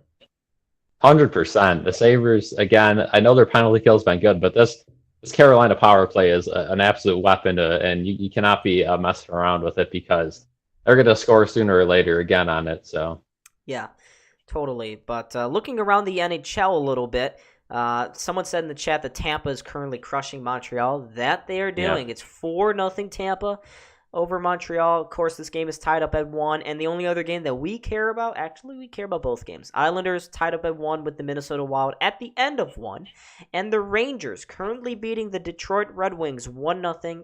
They are also into the first intermission, so not terrible. Yeah, we'll take those results. Delore Son in the chat says needs Shvestikov to get one more shot on goal. I don't know if that's for a parlay or not, but he's got plenty of time to do it, so I'd bet that hits. The Whalers jersey is still cooking. Yeah, with McCormick. Good to see you. Maybe we'll do a cooking stream one of these days. Should we? Do you think so? We should teach Ken Dorsey how to cook.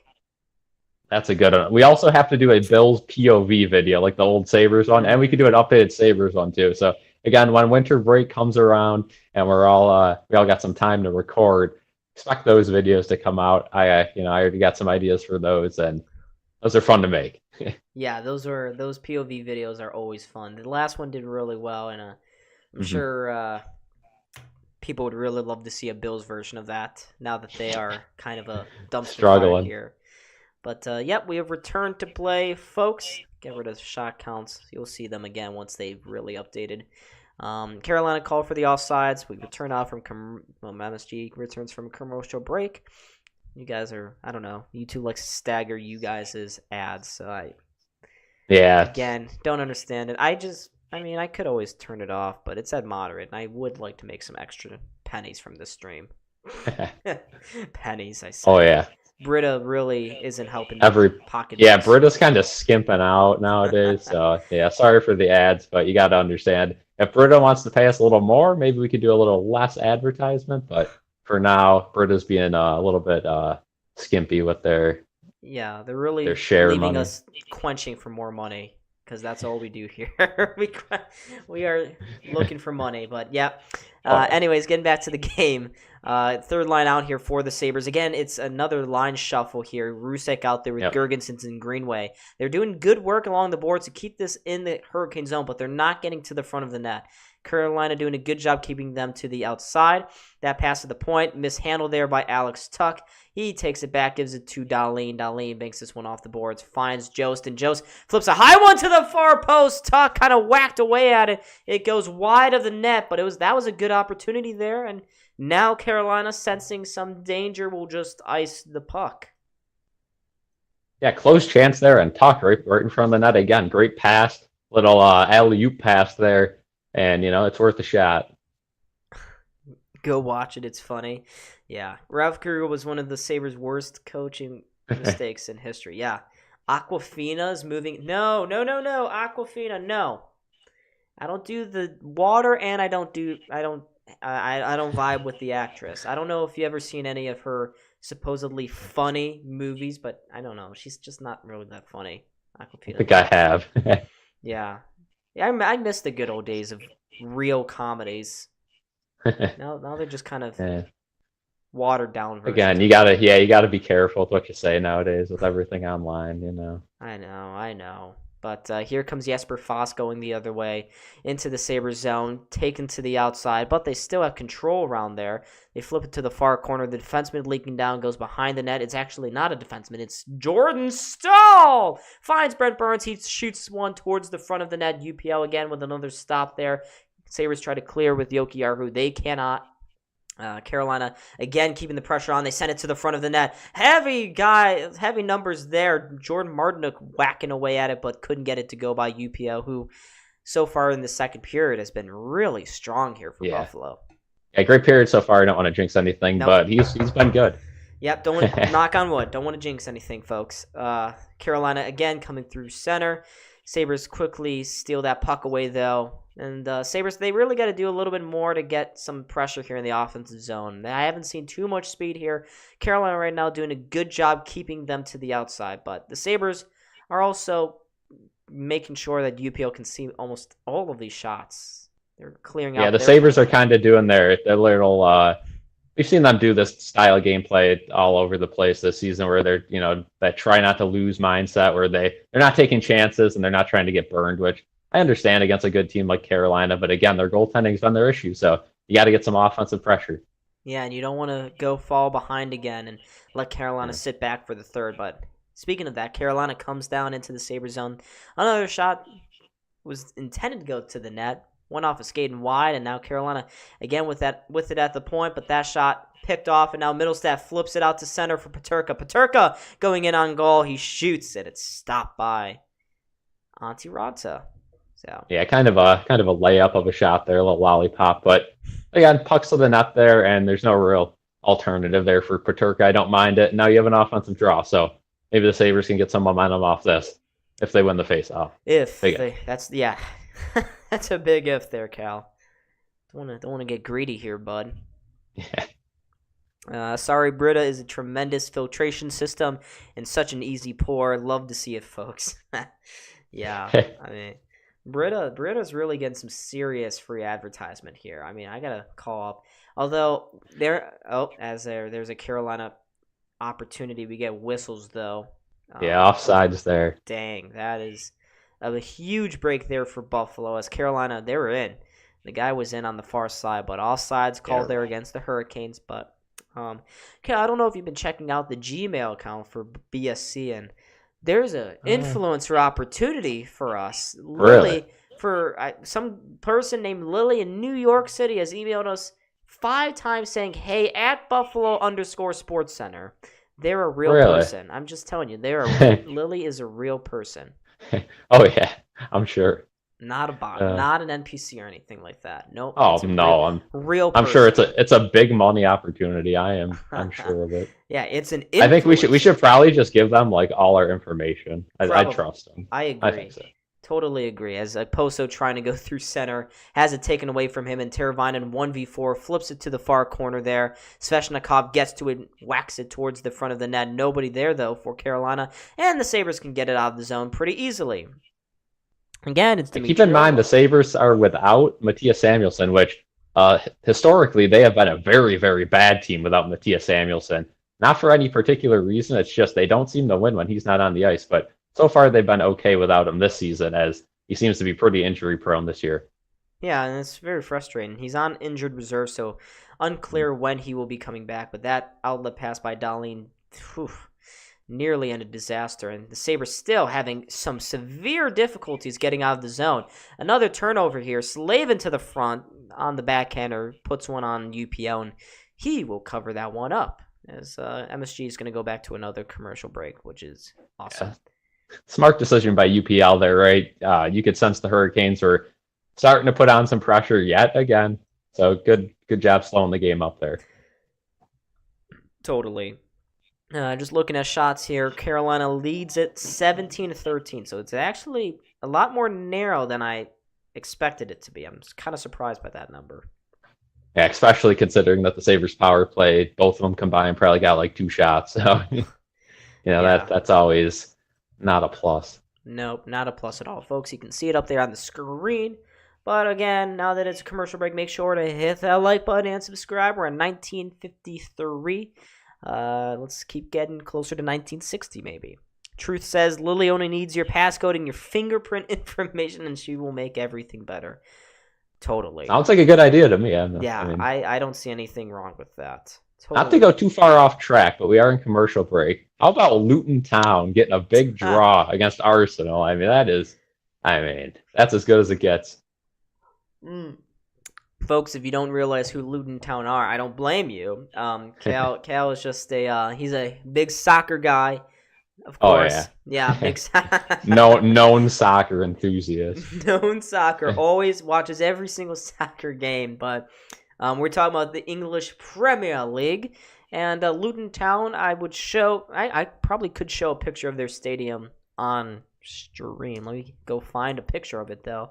It's hilarious how small and rinky-dink this place is. There it is. That's a good enough picture. But yeah, during the next commercial break, if I have time right now, I could definitely show you guys Luton. Let's see here. Will I get it off in time? Just looking at this last opportunity for Carolina. But yeah, folks, and when I show you guys this picture, this is a real place. This is a place where a professional team calls home. So look at this. Premier League. That's about as big as it gets, right? English soccer. This is the Premier League, the richest league right now in soccer. The great opportunity there for Seth Jarvis. He sends it wide of the target. But look at that stadium in the middle of a little neighborhood. I think it only seats like 3,000 people, and yeah, they got a huge draw against Liverpool. So Cal is a big Luton Town fan. Got to root for the underdogs. Ooh, Marty Natchez sends a puck towards the net. UPL goes high and over the net. Kind of squinted up a little bit, raised his shoulders there. Didn't know entirely where he was, but Sabres really getting dominated here. But now they finally find an outlet with Middlestat. He finds Owen Power out wide, whiff of a shot. Another opportunity. That was actually a good shot there. Ranta makes the stop. Owen Power again just kind of sends this one out of the zone willingly into his own end. Connor Clifton on the backhander finds Owen Power, who gets taken down there by Marty Natchez. No call on the play. Sabres really everyone's falling all over the place in that corner. Oh my God, another guy. Yeah, you're right. Everyone falling down. But here comes the Sabres trying to get a rush going. Tage with a shot. Ooh, that seemed to trouble Ranta a little bit. Clifton trying to get to that rebound along the near side corner. He cannot. Carolina gets to it, and they will go back. Maybe they'll have a 2-on-1. They filter it through. Oh, that's a tip on goal. UPL again with another big stop. Can the Sabres get it out? No. Nope, they cannot. It goes into the high slot. One-timer there by Dmitry Orlov.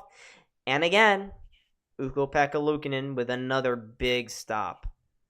UPL. Good stuff there. But yeah, great stop on that 2-on-1 there. Just a tip. UPL staying very calm, and then that just sliding over, getting his body in front of it.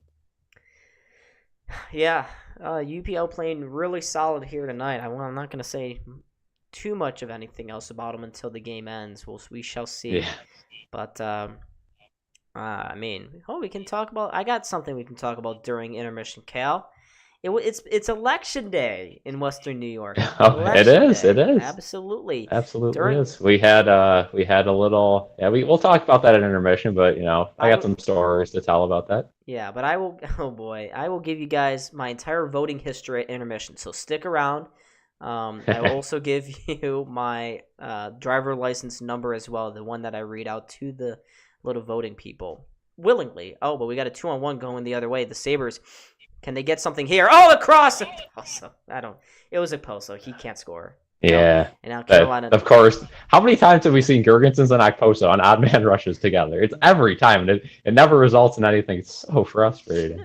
Why does it have to be them, too? Of course. Every time. Totally. I love them both, but again, you could tell they're both getting to that point. Yeah. Well, I mean, I think I liked Girgensons' play this year. Yeah. Okposo has no speed now. He just kind of last year it started to fall off for him. Yeah, and it's weird because he was still productive last year. Yeah, and the year before that he was great. He was great. Yeah, he had 20 goals. Who saw that one coming? Yeah, a little bit of a bounce back year for him, and I was very surprised they re-signed both of them this offseason, but. Yeah, I guess. But here comes the Sabres. Greenway now through center. Chips this one into the Carolina zone. Ranta around behind the net.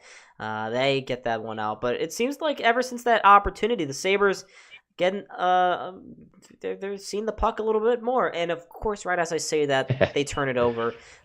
Here comes this Carolina Hurricanes the other way. It goes in front. Oh, another great opportunity there. Jarvis that time getting stonewalled by UPL. And Power will clean things up now, and the Sabres can skate out of the zone to the near side where Victor Olofsson is doing Victor Olofsson kind of things. Yeah, for the Sabres here, you're just looking at that clock and hoping that hits 0 before you get scored on in this period to end it here. Here's Natchez. Natchez, another shot. Ooh, that whisked the far corner there. You saw it open. UPL gets down on his knees, and everything is open for him, which is very surprising.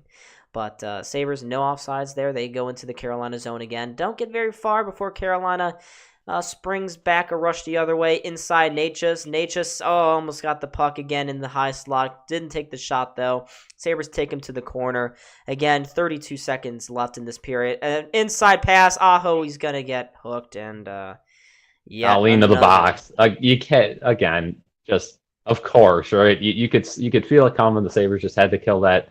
The end of that period off, and unfortunate that they take a penalty here, but get to the locker room still tied, kill off 30 seconds of this power play, and if you're gonna take a penalty, I guess it's best to split it in between the periods. But this Carolina power play is fast, and I wouldn't be surprised if they get one quick here. No, absolutely not.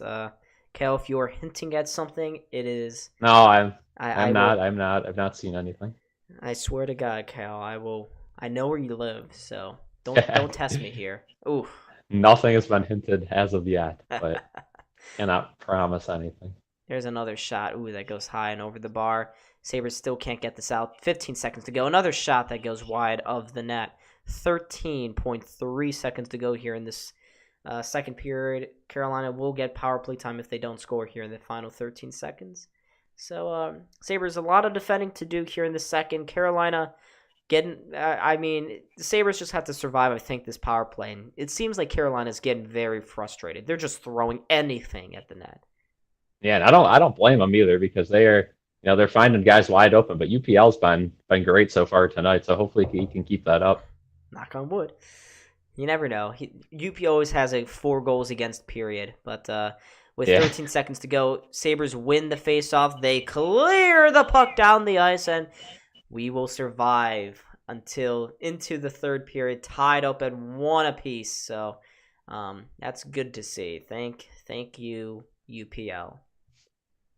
Let's get some UPL. Yeah, rough second period. But that being said, the Sabres outscored the Hurricane that period, 1-0, and even the score. So I guess it doesn't matter. Unfortunately, like you said, Sabres will start the third period on the penalty kill, but they killed off a good 28, 29 seconds of it.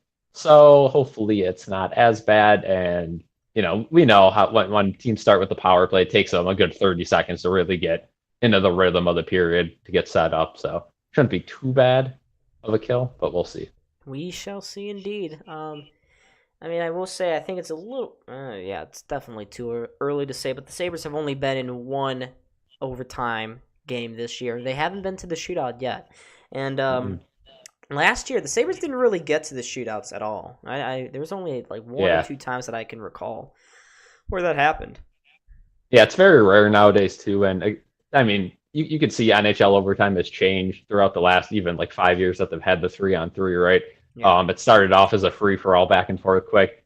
Now teams value possession a little more than chances, and you still seem to get goals right away in most games, but the Sabres have been pretty consistent at holding the puck for most of overtime. But if I remember correctly, their only overtime, I don't think, who was that game against? I'm trying to think. Was it Tampa? Or Tampa, I believe so, right? Tampa scored in the last minute Yeah. with the empty net, and then the Sabres responded and did not let Tampa Bay touch the puck the entire overtime. And then Cousins scored the OT winner. So Yeah, that was a really good game there for the Sabres, and they were just totally unlucky not to seal that game in regulation. But Kale, I think you promised us a good little voting oh yeah, story today. yeah. So it is election day, and watching the UB football game during the intermission. But yeah, so by the corner of my road, there's a little polling place, and there were quite a few people out rooting for different people, and they were going back and forth, waving flags, holding the signs. Personally, a lot of the elections around my parts are pretty one-sided for my area, but also it's New York State, so it's one-sided as a whole in general. So, as I always say, it's not really worth voting, but you never know. So, Cal, are you saying you weren't upholding your duty as a citizen and voting today? Are you kidding me? I mean, I'm just gonna say, I might not have had time today to, go out of my way to fill out a ballot, but maybe I did. Who knows? Yeah. Jeannot just crushed a Habs player whose name starts with an X. Oh, Arbor Checkeye. Yeah. Oh yeah. Arbor Checkeye. What a great That name. guy likes to get in some scrums. Feisty player. Yep. I mean, are they warranted? I wouldn't say so. I'm gonna switch to the Tampa Montreal game. Just I need something to watch because I mean, Cal, it's nice staring into your beautiful eyes, but I need some hockey, man. I got the UB game on here. UB football's been rough this year, 3-6, but they are up 3-0 on the Ohio Bobcats. Home game tonight. A little bit of that action. It's been tough to even watch football. Like watching a little bit of that Jets game last night. I guess good news, right? The Jets lost, so Bills back up to second in the division. But it's been tough watching football this year, and especially after a loss. But just got to find stuff to watch, find stuff to do because so many people in Buffalo make football their lives, and the Bills losing a game ruins people's weeks, and I'm sure other teams do the same thing. Yeah, I can tell you it. Every time the Bills lose, my whole entire week is screwed up. Every time, too, that the Sabres lose, I don't walk around the next day with vigor and confidence. No, I kind of slump my shoulders. I'm sad. It's depressing. The next morning is really rough, too, when you wake up and you see that all the notifications about the other team, the game results, and you see, damn, the Sabres are again in 8th place in the Atlantic. Huh. Yeah, there's no worse feeling than after a Bills loss, your feed on any app is just full of press conference notes for 2 days straight. Oh, it's horrible. And there's nothing else to do. I mean, especially being, part of the channel, doing the Instagram, it is. I mean, you got to be in it, right? You can't shy away from, the pain, and you kind of got to feed into it, right? Because it's not gonna fix itself, and it's not gonna go away. Somebody just will use it to your advantage, and get people talking, get some discussions going. And it's interesting to hear what fans have to say too, right? I mean, so many people have so many different opinions, and you can look at our comment sections on any post regarding McDermott or Dorsey, and you will see both ends of the spectrum. People who think, it's Allen's fault, people who think it's coordinator's fault, coach's fault, offensive line's fault. I mean, you could see people saying it's anything. And, some of the takes are crazy, but just interesting to see people's point of views. Yeah, totally. It's really funny to see people's opinions about things like that. I know here on the YouTube we do a weekly poll gauging who people think will win the next Bills game, and recently the comments have just been filling up with people extremely upset by the play calling and voting for Denver. I mean, even Jaden, one of the members of our BSC panel, voting for Denver this week. Same with he's dead set on it. He is dead set on it, and on the Instagram, I like putting up the little like scroll poll to see where people's confidence levels are, and it has just gone from like, gradually down. Then that Miami game happened, it went back up a little bit, and the last few weeks it has been dirt poor. There's still some people that have faith, and I'm pretty much an optimist when it comes to long-term things. With the Sabres last year, I kept saying, games in hand, it's gonna happen, we're fine, and we almost did. So I can't blame myself there, but I try to be a little optimistic because being pessimistic ends up just making me more upset. So there's always a chance at stuff, and we've seen some horrible years, right? So as bad as it is right now, it could be a lot worse, and you just gotta hope for the best. Yeah. Someone online said that. I'm reading Twitter at the moment. Oh, I'm sorry, X. Yeah, X. Can we get some X? Throw up. Yeah, I was reading. Someone decided to hit the over 6.5 goals on this game. I don't know about that one. Nope. Don't. I should start betting. Should I bet on the Sabres, Cal? Do you think that's a wise economic policy for Don Lafitte?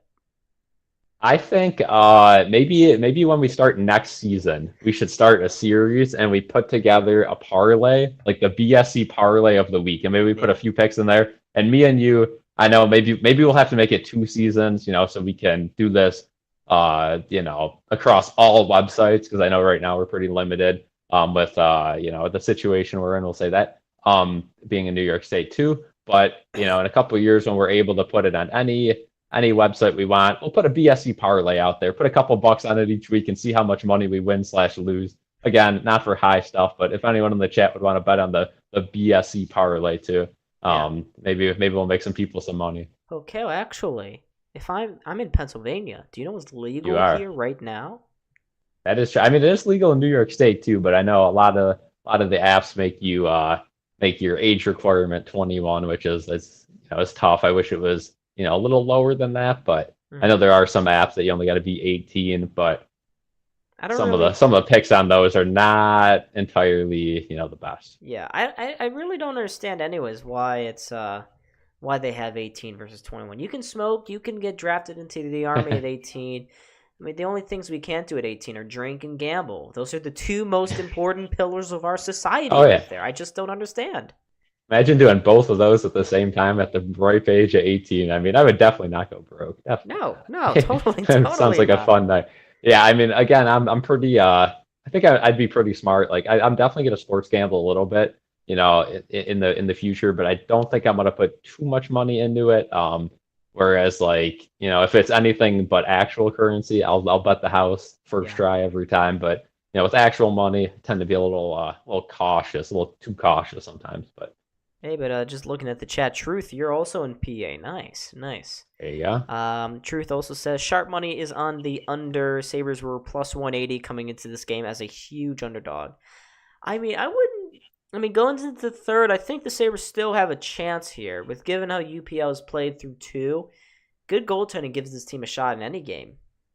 Yeah, I mean, UPL's look great, and I don't think the Sabres have really done enough offensively at all. So maybe they're saving their energy for the third. That Tuck goal, I don't want to say it's a fluke, but it wasn't, some great 3-on-2 tic-tac-toe pass. I mean, it was, some hard work from Peterka and then a good strip from Tuck, and got Carolina out of sorts there, wide open net, and we actually hit a wide open net. I know we were at that Flyers game where that didn't seem to be the easiest of easy decisions. Yeah, no, those are very, very tough. But a goal is a goal, though, right? They are all one goal. It's equal. Doesn't matter how it happens, just as long as it happens, right? Yeah, Truth brings up San Jose. Let's talk about the Sharks. Whoa. Let's talk about the Sharks. I mean, that team is embarrassing. That might be the worst NHL team in recent history. Yeah. It is. Again, it's not even like like they're scoring goals too, right? It's not like No, they're it's not not. like they're getting shut out. They're scoring like 1, 2, 3, I like, was gonna but say. it's not like they're getting shut out every game. I should say their goaltending is letting in 10, 11 goals. Like 7 goals. It's just bad. When do they play? I think they play the Oilers tonight in the epic tank matchup. Let's see if that's true here. Yeah. No, it's against the Flyers. They Oh yeah, the face Flyers. Oh, Edmonton. the Oilers are Thursday. Oh, Okay. I can't wait. Should we stream that Vegas San Jose game on Friday night at 10 p.m.? Oh, Oh baby. Oh, yeah, man. That looks like maybe yeah. Sabres game and then transition right into that. Sounds like a great night. great use of our time. I think San Jose can really put up a challenge to Vegas. Oh yeah, for sure. And San Jose, again, their attendance has been horrible. I see tickets are like $18, $16 there. That's still But too much. the Penguins game was a sellout, I believe. Erik Karlsson coming back. Tickets were like $80 to attend that one. That is insane. Yeah, for a team that lost 10-2. They lost 10-2. They've given up what, 20 goals, 21 goals in the last 2 games. Yeah. It's just insanely crazy how bad San Jose And their is. goalies aren't even that bad, No. like name value wise. I mean, like Mackenzie Blackwood was a very good goaltender last season, so I don't know. Yeah, I'm just looking at some of the recent results. 10-2 loss to Pittsburgh. 10-1 loss to San Jose. There was a 3-0 loss to Carolina. 6-0 loss to Tampa. 5-1 loss to Nashville. 6-3 loss to Carolina. 4-1 loss to Vegas to open the season. And their only point has come in a shootout loss to the Colorado Avalanche. Of all teams. Truth says Rangers goal 2-0 over Detroit. Let's go. 3-0. Oh, it's 3-0 okay, now. okay. Wow. A couple back-to-back goals there. New York. Is it 3-0? Oh. What happens when you get... Yeah. A quick one. Yeah, it is 3. Let's go. I mean, that's good because I think the Rangers are going to be a top 3 team in that Metro this year. So shouldn't have to worry about wild card with race with them. And Detroit is going to be one of our main competitors trying to get not only the top or that 3rd spot in the Atlantic, but also the wild card. So yeah, good result there. And that's weird. Detroit had a really positive start to the season, and if they lose to the Rangers, it looks like they will lose. Then they'll fall to 7-5-1, and suddenly that 5-1-1 start, where'd it go? Yeah, still a decent record for sure. I mean, still better than the Sabres, but yeah, definitely not as dominant as they were to start the season. And I don't think anyone expected them to be, a really good team. They're going to be solid, but I think a lot of people expected them to cool off a little bit, which they have. Yeah, they totally have. And for the Sabres, that is a huge wild card competitor, as well. And we all thought that Ottawa will be, and I still think Ottawa could be. 100%. Yeah, Ottawa, I wouldn't rule them out at all, but you go on Money Puck and you see the Sabres have I think they had like a 68% chance to make the playoffs. No. We're not saying that, Cal. No. Just putting it out there. But again, that's very flexible and it's so early in the year.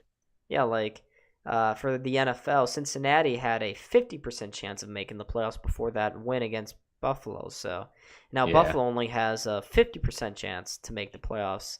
So these things aren't totally the best indicators. They're just, If let's just say if the Bills lost to Miami, I think that number would be at around 20 or 30% chance to make the playoffs. So that's going to be your saving grace right there for the remainder of the season to keep your hopes alive. On the flip side, those losses against the Jets without Aaron Rodgers and the Patriots are going to be rough. Islanders up 2-1. That's not necessarily great. Obviously, would want a West team to win, but not an Atlantic team, so not too concerned. Yeah, for the Sabres, they just need to, because I'm looking at the standings at the moment. Tampa sure looks like they're going to win tonight. I mean, for the Sabres, could they leapfrog into a playoff spot? Yes, they could. Yeah, Florida doesn't play tonight, and just looking out west there. Actually, I don't know if they would. New York, they need New York to lose. They would need New York to lose. Although, why are we looking at the playoffs? It's early November, it doesn't guys. Matter. Does not matter. A win is a win is a win. You just got to get 2 points. Keep getting 2 points. it doesn't matter what the result is this early. Just got to get the wins. Yeah, but if the Sabres do win tonight, if they are to squeak out a win here against Carolina, then they would jump and be tied for third in the Atlantic. I don't know. I mean, goal difference wise, it looks like they'd have a better one than Toronto, but I think win percentage would put them in fifth. Yeah, and the Sabres plus minus is something not to look at or not to take too seriously this early in the year, but it's definitely changed quite a bit so far. They've had some big wins like that shutout against Colorado, and then they've had some bad losses like their opener against the Rangers. Yeah, and it's quite remarkable given the state of the team in that first week that they have a plus goal differential right now. But especially coming into the wild card race, that row wins in regulation is that number is going to be huge. Goal differential is also going to be big too for this team. Because what is this I see here? The Champions League, Man City versus the Young Boys. What is that, dude? Young Boys. Yeah, they are a soccer team in Switzerland. The Young Boys. What? It's a great name. That is interesting. The Young Boys. Are you dissing the Young Boys of Switzerland right now, Cal? Is that what's happening here? Young Boys. We're looking at. I kind of thought there for a second that we were back into the third period. They just kind of MSG just kind of abruptly threw on. They're first. They're first in the Swiss league. Young Boys. What? Cal, who do you root for? I root for the Young Boys. Yeah, don't go saying that out loud. Holy moly. So that is interesting team name there. I don't know if maybe that's just like a language thing where it converts or it's something normal. But when it gets into English. I'm sorry, Cal, but do you know what the Young Boys' full name is? I do not. BSC Young Boys. No way. No way. Oh, no. It was meant to be. I guess we're endorsing the Swiss Young Boys. Yeah, Vancouver Coyote. Vancouver's been really good here. Like what? I know. Vancouver, they have a solid team. I always thought they've been underachieving, but they've been really good. You know why, Cal? Thatcher Demko. Yeah, Thatcher Demko, best goalie in the league right now as far as expected goals saved above. Mm-hmm. Yeah, just do you know great start to the year. Do you know who could have gotten Thatcher Demko last year? That is a good question. I don't know.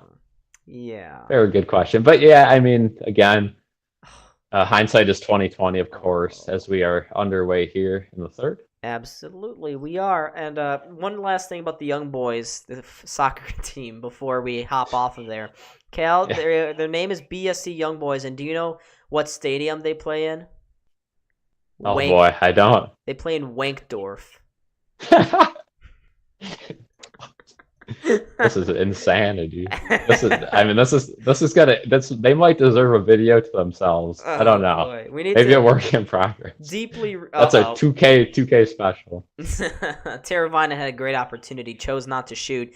Carolina establishing themselves with 56 seconds to go here on the power play. Teravainen across, shot blocked there by Greenway. Dalene picks the rebound up. Can't get it out, though. Carolina keeping it in the zone now with Teravainen to the point for Tony DeAngelo. DeAngelo setting things up as the quarterback here on this power play.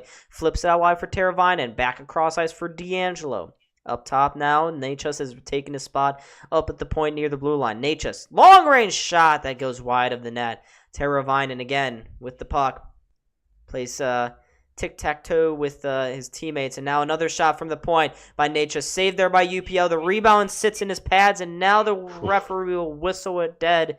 And that was a late whistle there, but, it takes... Yeah, that puck got loose in between UPL's pads there. A great job by UPL backing up Dalene there, as Dalene somehow got control of that one. But good stop by UPL there, and the Sabres will have 20 more seconds to kill before they get back to even strength. Yep.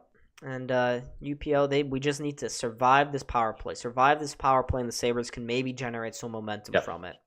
But 20 seconds to go here. 18:47. We have just started here with this third, hopefully final, maybe I don't know. I don't want to say hopefully, because I would love the Sabres to get a point here. Maybe Yeah. 2.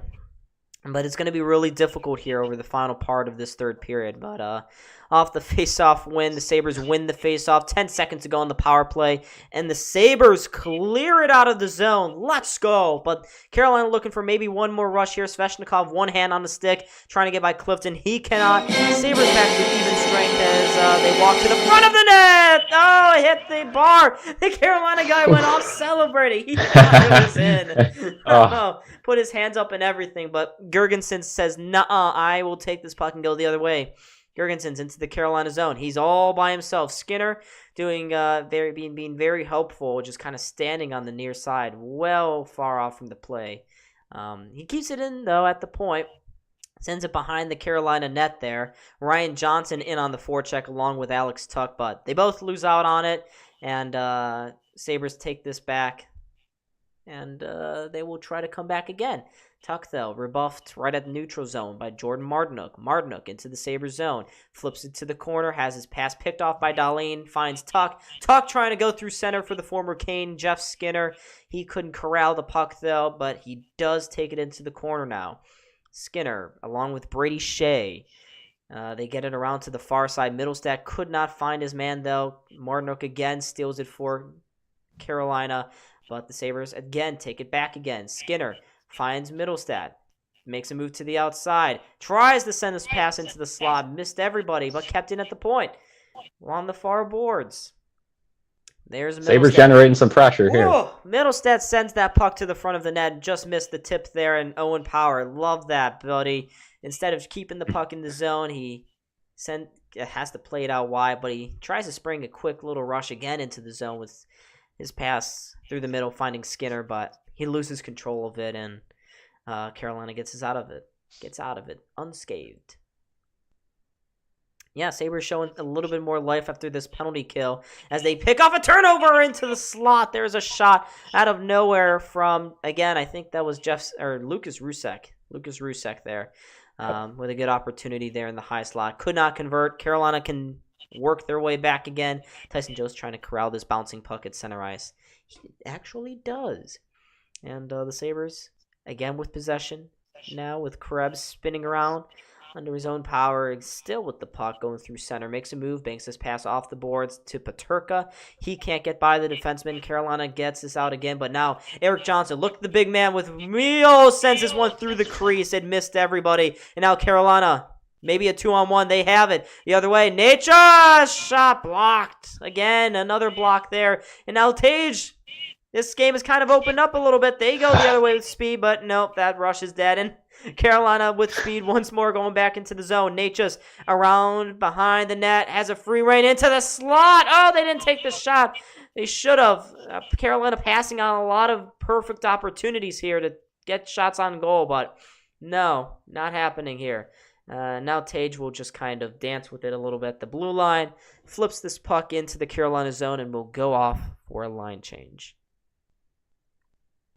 Yeah, and the Sabres, I mean, it's really becoming a fast-paced game, and the Sabres honestly haven't been the best team when they open the game up, which is kind of strange. Usually they are, but fourth line comes out over the bench for the Sabres here. Great. 5-0 Rangers. Damn. Oh, there's a pass into the slot. The rebound kicks around there. Luukkonen again with another big stop in stonewalling Carolina there in the slot. This fourth line as well out there here for Carolina. Stefan Noesen that time with the opportunity. Sabres, though, can't get it out of the zone. Chatfield feeds it down low, but his pass is picked off, tipped out of the zone, and Dmitry Orlov will have to kind of slow things down a little bit in his own zone. So the fourth line gets off. First line out there for the Sabres, it's Tuck, Middlestat, and Skinner. Middlestat, I love Middlestat being on this first line, by the way. Yeah. I thought he was great at the end of last year. Yeah, Middlestat's continued to have a good season so far this year, putting up big points. Hopefully that can continue. And it looks like he's finally at the point in his career where he is, kind of standing up for himself and putting his body into it. So that's good to see. Yeah, I remember when he was a shrimpy little rookie getting no goals. But there's Skinner turning it over to Andrei Sveshnikov. But quickly takes it back now, flips it to an open wing. Nobody there, though. Tuck kind of getting off the ice a little slowly there. Hopefully nothing too concerning as Jacob Slavin throws that puck on net. UPO will cover it up now as we have 13:49 to go here in this third period. MSG going to a commercial break. Fast start to that period, huh? Nervous action on both sides of the ice, but the Sabres, remain tied, and this looks like a game where the Sabres are desperately trying to get it to OT, doesn't it? I mean, they're kind of, for every 3 opportunities Carolina gets, they get 1, but, unless they get a cheeky goal coming up here, which again could happen. The Sabres are due for a power play too after getting those first 2 in the first period, and then, none since then. We'll see what happens, but so far it looks like the Sabres are kind of getting outworked. Mm-hmm. They're kind of getting outworked. The speed of Carolina slowly grinding them down. But looking around the league, truth, you're right, Minnesota has scored. They have tied things up with the New York Islanders. Rangers, of course, have that huge 5-0 lead. 5-0. Detroit, what happened? And then, Winnipeg and St. Louis is happening. But can you name a more irrelevant game to Buffalo than Winnipeg versus St. Louis? Right, that game has 0 relevance here. That's a game where if it's on at like 10 o'clock at night and there's nothing else on like a Wednesday night, maybe you flip it on for a little bit. But other than that, there's not much to watch for as a resident of Buffalo. Yeah. Sawyer, welcome back. Lettieri, good goal. What for Minnesota? Who's Lettieri? Is that a St. Louis guy or? I don't really know who that guy is. I know a lot of it must be for the Rangers. Yeah, I don't see anything. I don't know every single player. I know a lot of players, surprisingly. It's weird. I can't memorize what's going to be on the quiz tomorrow, but I can memorize players on the Arizona Coyotes.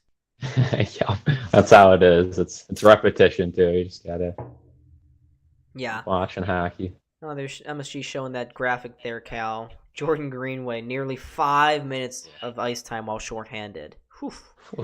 Leads all forwards in the NHL at shorthanded ice time over 42 minutes. Mm-hmm. That's a lot. But I really like Jordan Greenway's play this year. There's one certain viewer in this community that really does not like Jordan Greenway, but we do. We here on this channel are okay with Greenway at the moment. Could always change though. But Sabres win this faceoff, chip this one out to center ice now, bounces just past that Carolina logo. But they turn it over. Here comes Tage Thompson to the outside. Tage on the backhander throws it wide of the Ronta. Sabres have yet to get a shot on goal here in this third period. Neither has Carolina has 1 shot on goal so far, surprisingly enough. But here's Jordan Stahl trying to throw this one to the front of the net. That one is deflected wide. Tage Thompson takes the puck now, finds Jokiharju off the backboards, and Jokiharju will just kind of settle things down a little bit with Owen Power as his team makes line changes, and now Greenway off the bench with speed will dump this one into the Carolina zone. Brady Shea gets there first for the Canes, and nearly a turnover there by Carolina right at the high slot, but Greenway had an open guy on the far side, just couldn't get it to him. Carolina picks his pocket, goes into the Sabres zone, but Owen Power again having a solid game so far, cleaned things up once more for Carolina, but I don't know if you're looking here, but Carolina currently running a 2-1-3 pressure system, and it's really doing wonders for them. But they have a great opportunity here. Shea with a point-blank shot. It got blocked again by Buffalo. And he has the puck one more time here, leaves it on the near side boards for Marty Necas. He rings his way to the slot inside. Oh, across, and it's a goal there for Carolina. You could sense it coming, and it's Brady Shea. A couple chances to get the puck out there, and Jokiharju and Power just, kind of fiddling with the puck. Both of those guys always super slow behind the net with the puck. And you could sense that one coming from a mile away. So now the Sabres have 12 minutes to get a goal. And again, not enough shots on net for the Sabres, though. Just unacceptable here. This looks like the Flyers game all over again. They just cannot get shots on net. Get some shots. Yeah, they really have been outmatched here in this third period. Yeah. This goal definitely deserved, and that's not great. Yeah, you knew it was coming, but Still plenty of time for the Sabres to get one here, so no panic yet. Yeah, plenty of time, but the Sabres just not generating anything. And here's Erik Johnson fumbling the puck a little bit as he goes into his own zone. But here's the nuclear war, crimes against humanity defensive pairing of Erik Johnson and Connor Clifton. Oh Lord. But the Sabres, yeah, like you said, lots of time here, but fourth line out here for Buffalo. Oh, and that's a huge check by Svechnikov. He throws Jost into the boards, and we have a stoppage of play. Is that going to be a call? Yeah, I believe they called that a cross check. Looking at the replay, it doesn't look too much like a cross check, but definitely could be boarding as Jost has his back turned.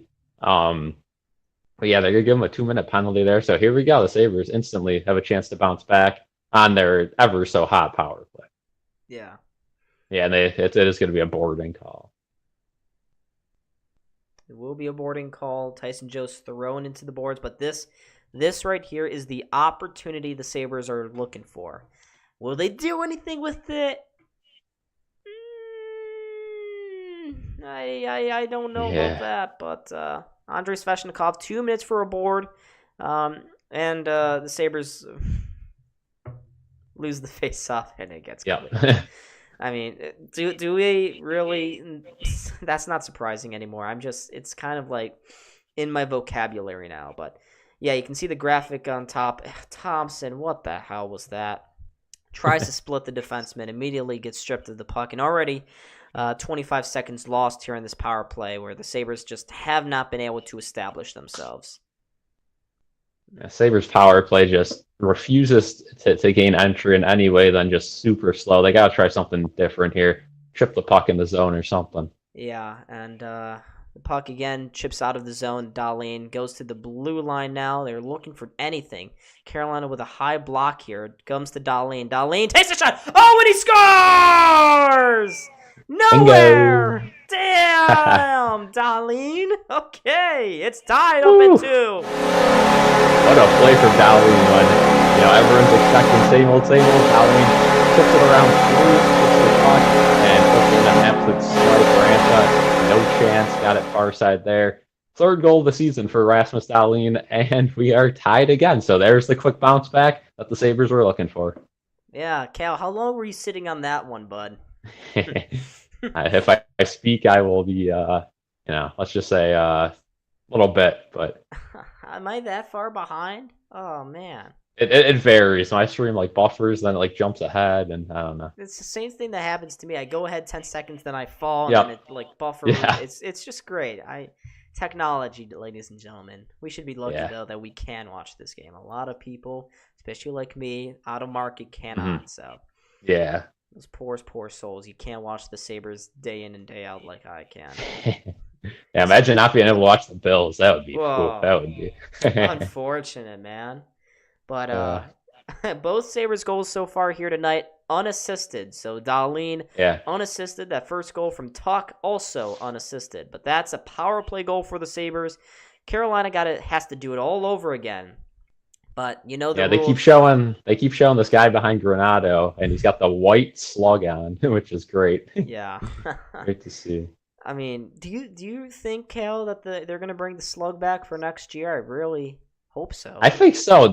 I think the NHL has at least one more reverse retro series that they have to do. I think it's every other year, so that would mean next year is the year where each team has to add on a jersey. Sabres already have the goat head.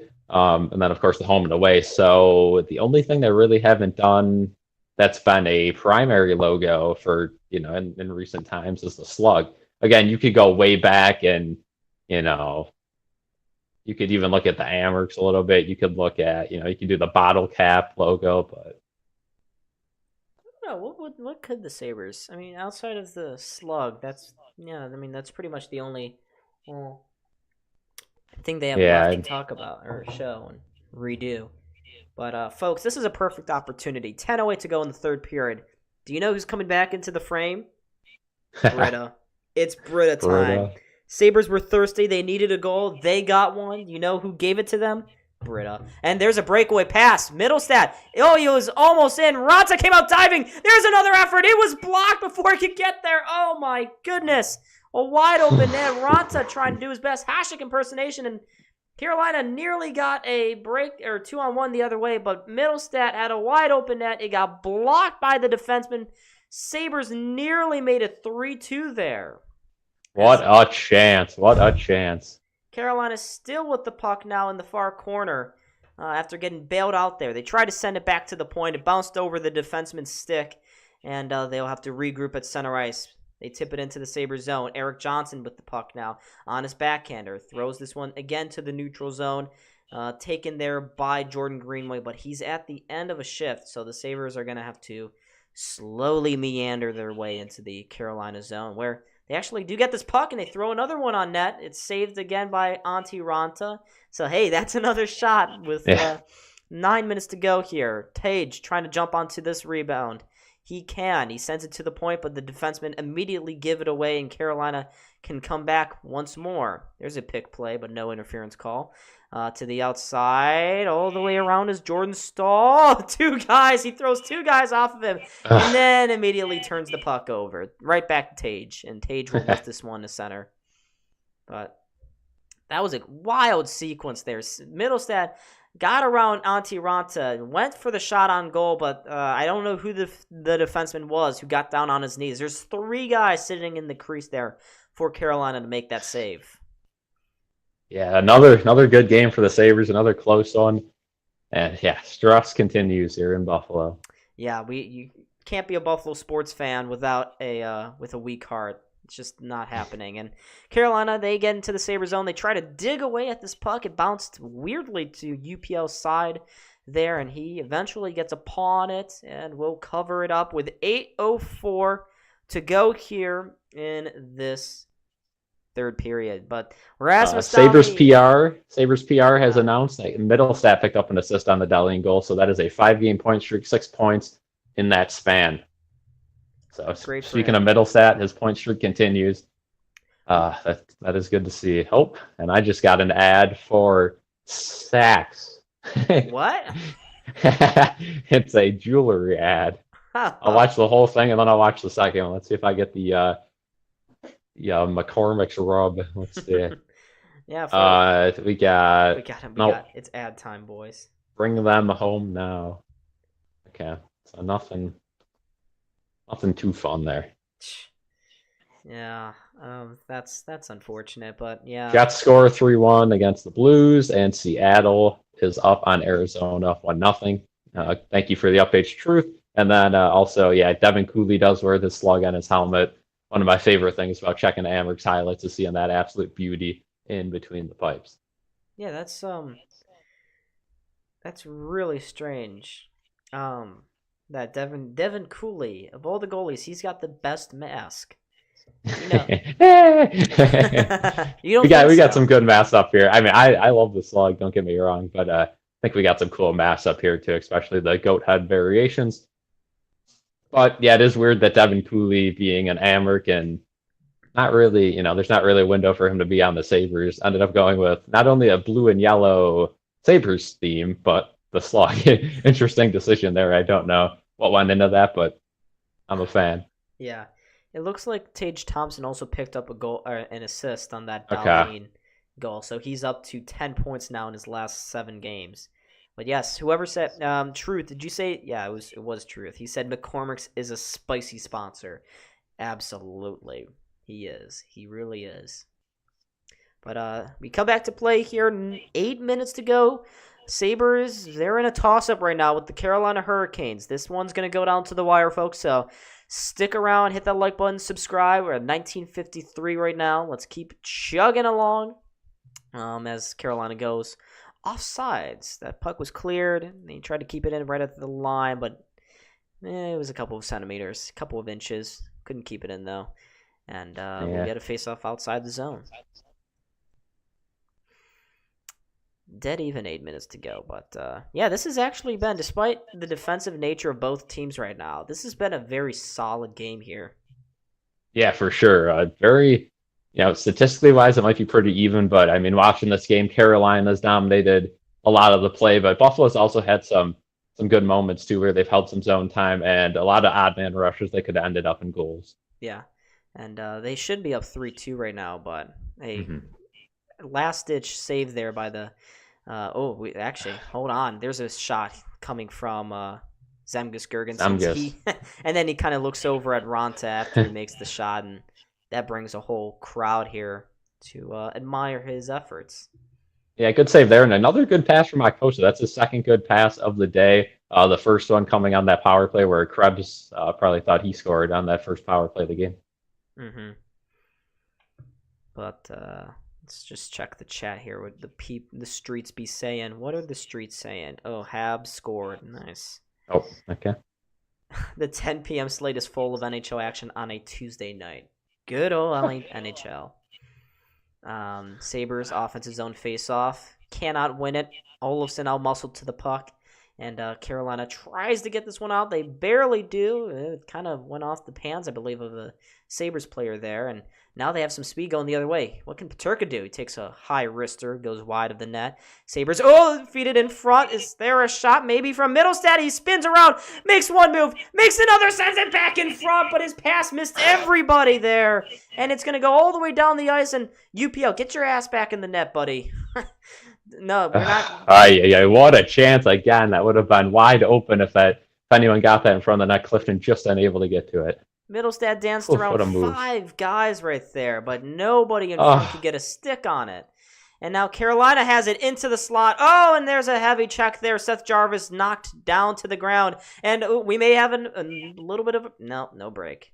But Turk kind of fumbled the puck a little bit. That's offsides against Buffalo.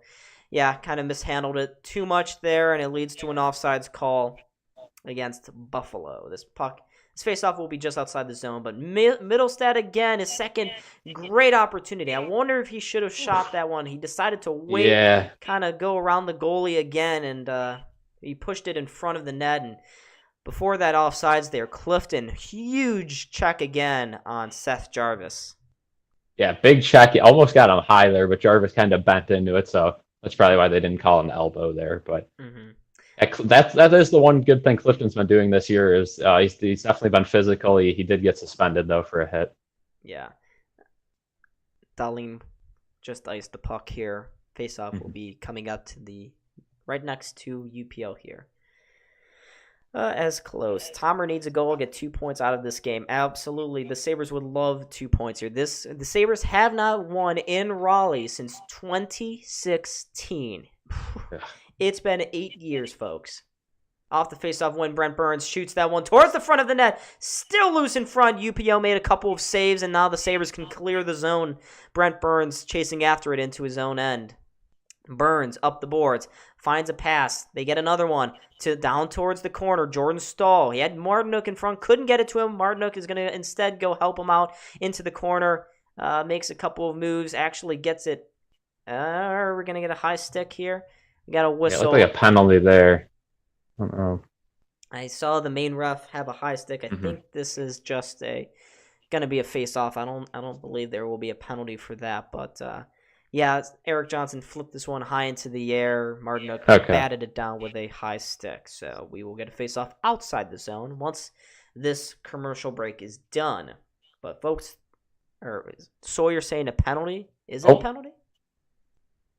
Let me check Twitter here. Montreal goal again. Yeah. Yeah, I'm not. Let me go to the NHL website.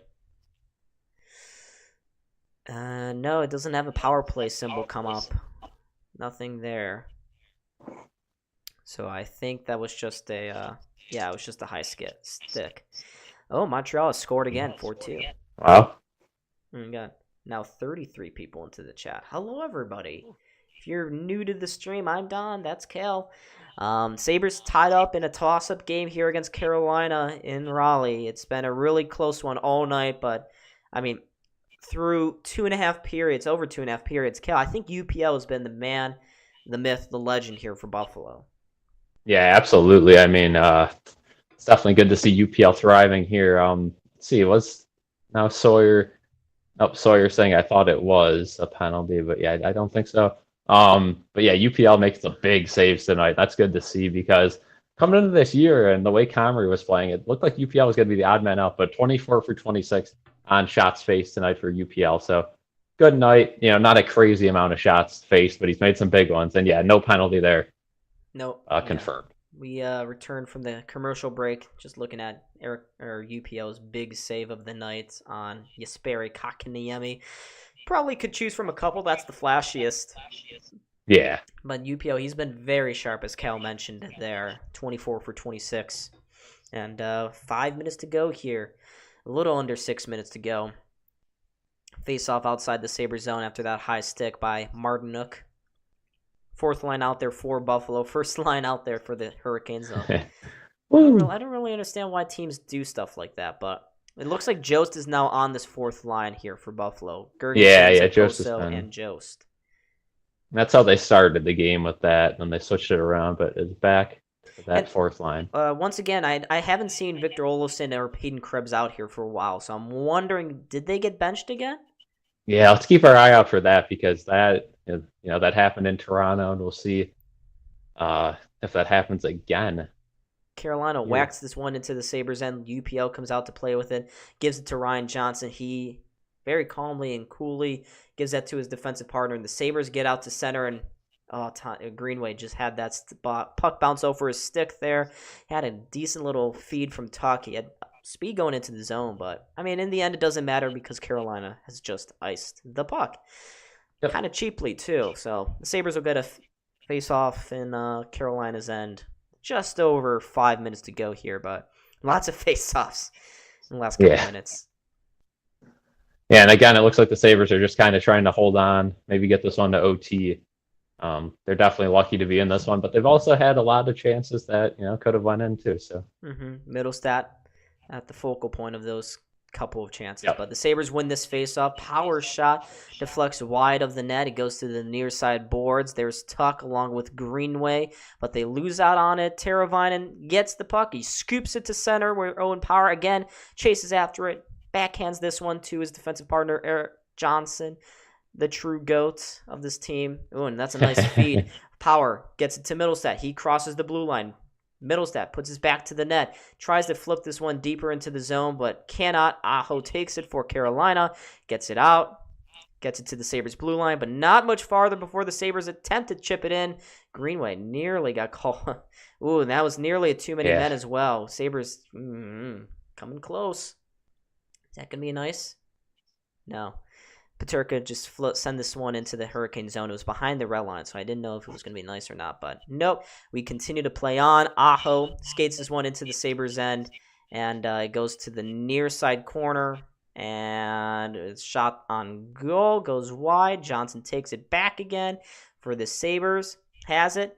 Sends it through center now for Peterka to the outside. Gets tripped up. No call.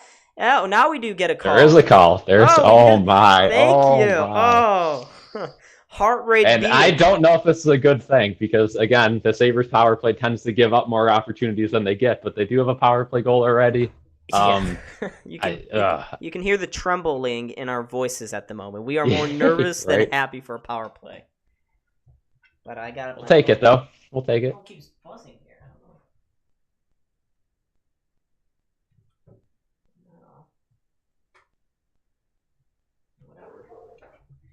But I don't know. My phone kept buzzing over there. I missed it. I missed it too much. I have separation anxiety. Can you tell? All right, 3:45 to go here in this third period. Sabres with a power play now. Tuck wins the faceoff, but the Sabres can't do anything with it. Carolina takes it, and they will lift this one into the Sabres' end. Rasmus Dalene has it for Buffalo, but Sabres 1 for 3 tonight, 2 shots on goal. That Dalene tire came on the power play, their last attempt. So we can see maybe the Sabres can get another one, but again, Carolina takes this puck and cheaply the Sabres let them throw it down the ice. Minute and a half. Sabres got to be smart here, too. They can't be throwing the puck all over the ice.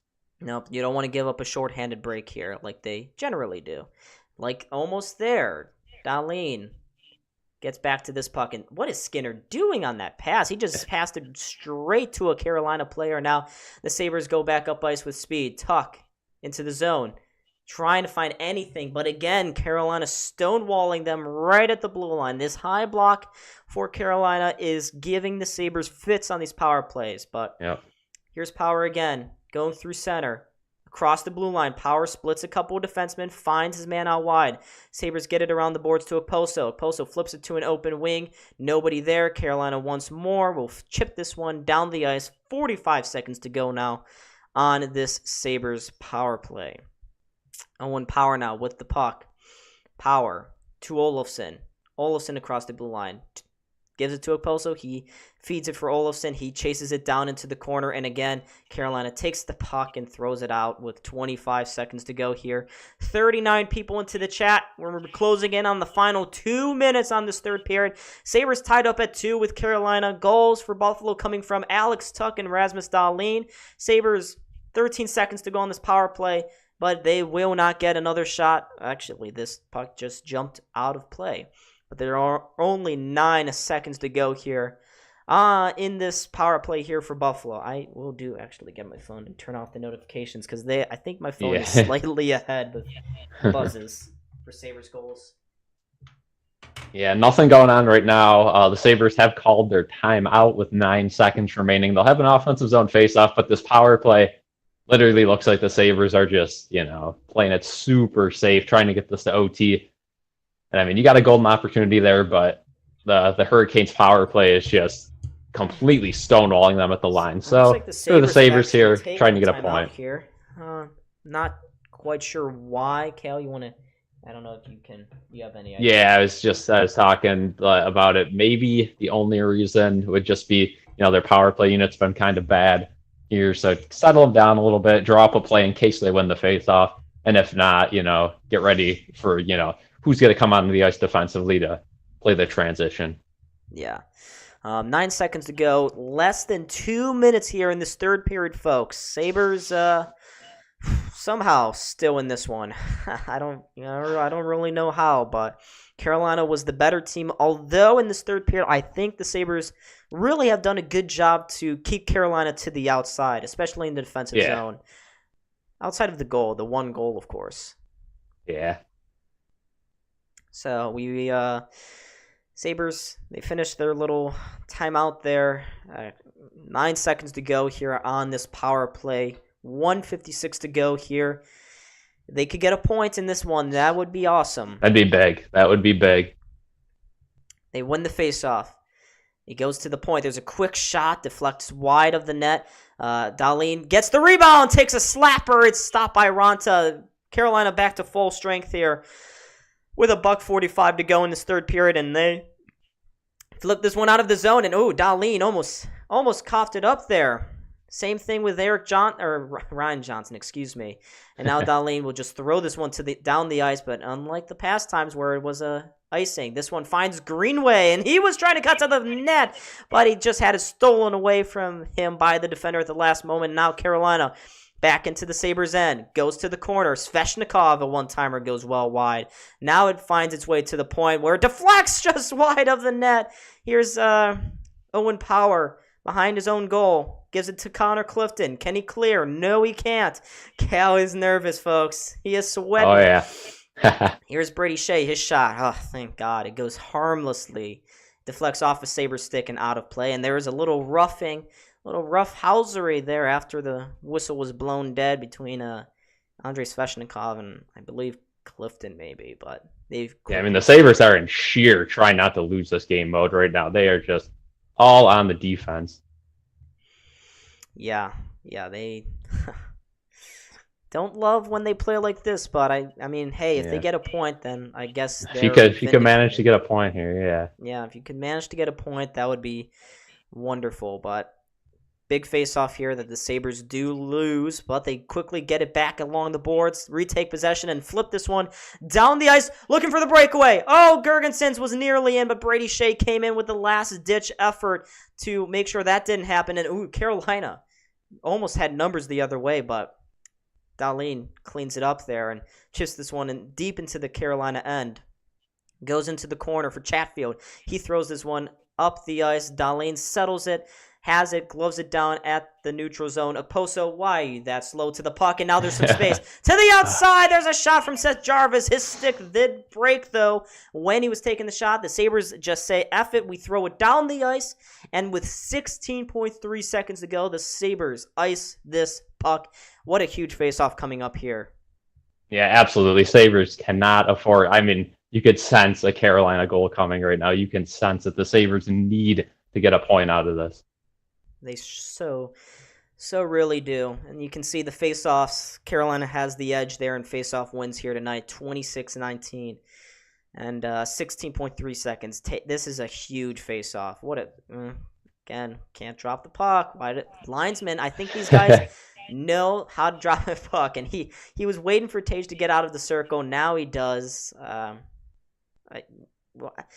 hate when linesmen play games like this. I really do. Again, they cannot drop the puck, and even the fans are getting a little antsy here for Carolina. Looks like there's a little bit of just making sure the time is correct. Over in the timekeeper's booth, face-off, lost there by Thompson, but the puck trickles out of the zone. Unfortunate for Carolina. Brent Burns throws this one back into the Sabres end. Dalene rings this one around the boards. It will go down the ice. And ladies and gentlemen, we are not done after 3. Sabres what a game. Stolen a point here, and we are going to overtime. 50 people in here, too. Thank you guys for joining. If you're new, we do streams like this all the time. Keep an eye on the Sabres. We'll keep an eye on the Bills, who make videos every week as well. Thank you guys for joining. It's going to be a fun overtime, but, from a Sabres bias point of view, you got to be happy with a point, right? You got outworked all game long. There's no reason you should be in this game. UPL, got to give it to them. And a lot of block shots tonight, too. Sabres have been definitely, a little more defensive than I would have liked them to be this game. But with that being said, it's worked out. And now, in overtime, everything changes, right? It's no longer the same game. Yeah, totally. This is a brand new game. 3-on-3 overtime. This next face-off here is huge because the Sabres, they've been to overtime once this year against the Tampa Bay Lightning. They won that opening face-off, and the Sabres never let Tampa touch the puck again. Dylan Cousins would eventually go on to win that game for Buffalo. Hopefully the same thing happens here tonight. We shall see, but we are going to overtime, ladies and gentlemen. 3-on-3 hockey for the next 5 minutes. If this is still tied up after overtime, we go to a shootout where, unfortunately, the Sabres have Ukko Pekka in net, and he's not the greatest shootout goalie there. But Carolina, their last game, they won in overtime against the New York Islanders. They came back, won that game, and I was actually watching that game. Sebastian Aho had the overtime winner that night. Both teams undefeated in the overtime period as well, so huge extra point here on the table for both teams. Each team definitely going to want to have 2 points coming out of here tonight because Carolina, they're trying to claw back in a very competitive Metro division. And the Sabres could get into a playoff spot potentially tonight. Yep. So Tuck, Middlestat leaning into this face-off here against Jordan Stahl. Jordan Stahl does win it, but the Sabres actually get the possession there. So the Sabres with the opening possession here. Middlestat gets it back to Tuck, out wide to Owen Power, and now he finds Middlestat, who runs up this ice with speed. Going to the Sabres, go on to the backhander. It's stopped by Ranta. Sabres have the rebound, though. Owen Power still with the puck. Power to the outside. Doesn't see a lane to the front of the net, though, so he holds on to it. Still holding on. Actually kept the zone, but Tuck will skate out of it. Here for Buffalo, Tuck circling back through the zone. Takes the long-range shot! Oh, it trickles just wide of the net. And now the Carolina Hurricanes, will they have something going the other way? It's, there's Jacob Slavin going to the front of the net. UPL, get your ass back in front of the net. Oh, that's a game-saving stop there by Dalene. And now Carolina has control of it here. Oh, Lord, Marty Necas nearly ended it there for Carolina. UPL doing dumb UPL things here. Now, Necas, he had the puck roll over a stick, though. Still has control of this. Necas drops it back to Brady Shea. Brady Shea again circles the zone, looking for an option to the front of the net. Hands it off to Sebastian Aho, going around the net, finds Brady Shea into the high slot. Still no shot yet. They still continue to circle this one, and they tip it in front, and they score. It's Martin Necas. He's done it again against Buffalo. Carolina will take the extra point in overtime. And the Sabres, brutal fumble behind the net there. I mean, Owen Power couldn't get the puck out. UPL had a chance to whip it around and started to rush the other way, but Sabres end up getting trapped in their zone for a good 30 seconds there. But like I said, you got to be happy with a point here tonight for the Sabres. You stay at 500. That's a tough team. Carolina was on their A game tonight, and you should have lost that game. So getting a point, not too bad. Yeah. But those guys were out there for a while, and we go back to the well, they won't show the turnover, but MSG giving some true propaganda points there. But yeah, it was a good game, I thought. Defense for UPL, he's unlucky to give up 3 goals there. Of course, it's Martin Necas that scores here for Carolina. Kind of felt this coming. But I will give the Sabres props. They battled back. They were able to get a point from a game they really shouldn't have. And unfortunately, they lose in overtime, but it's better than a loss, right? Oh, 100%, especially against a team like Carolina. And yeah, Carolina was flying with the puck today. The Sabres looked rough. And again, look at the Sabres lineup today. No Cousins. I mean, they had Olofsson in the lineup. They had Rusek in the lineup, who's still been invisible. So yeah, so like Truth said in the chat, a point is a point. And with the lineup they rolled out today, without Samuelson too, UPL and net played great. And that overtime period, it's 3-on-3 overtime. You never know what's going to happen. I'm not mad with that at all. No, I'm not mad. This is a decent result for a Sabres team that has really struggled when they go to Carolina in the past. So I'm very happy that they were able to steal a point against a much better team. But folks, thank you so much for watching this stream. I'm about to drop the link. Go watch this Bills-Broncos preview. Yep. That would be great. Go drop a like on that. But again, I'm not a Broncos fan. Just repping for reverse psychology here tonight. Just to let everyone know. Yeah, absolutely. But folks, I'm not sure yet if I'll do another stream here this week. We shall see until I get a little closer to Friday. But if I don't, I will see all of you again next week. I believe the Sabres versus Bruins.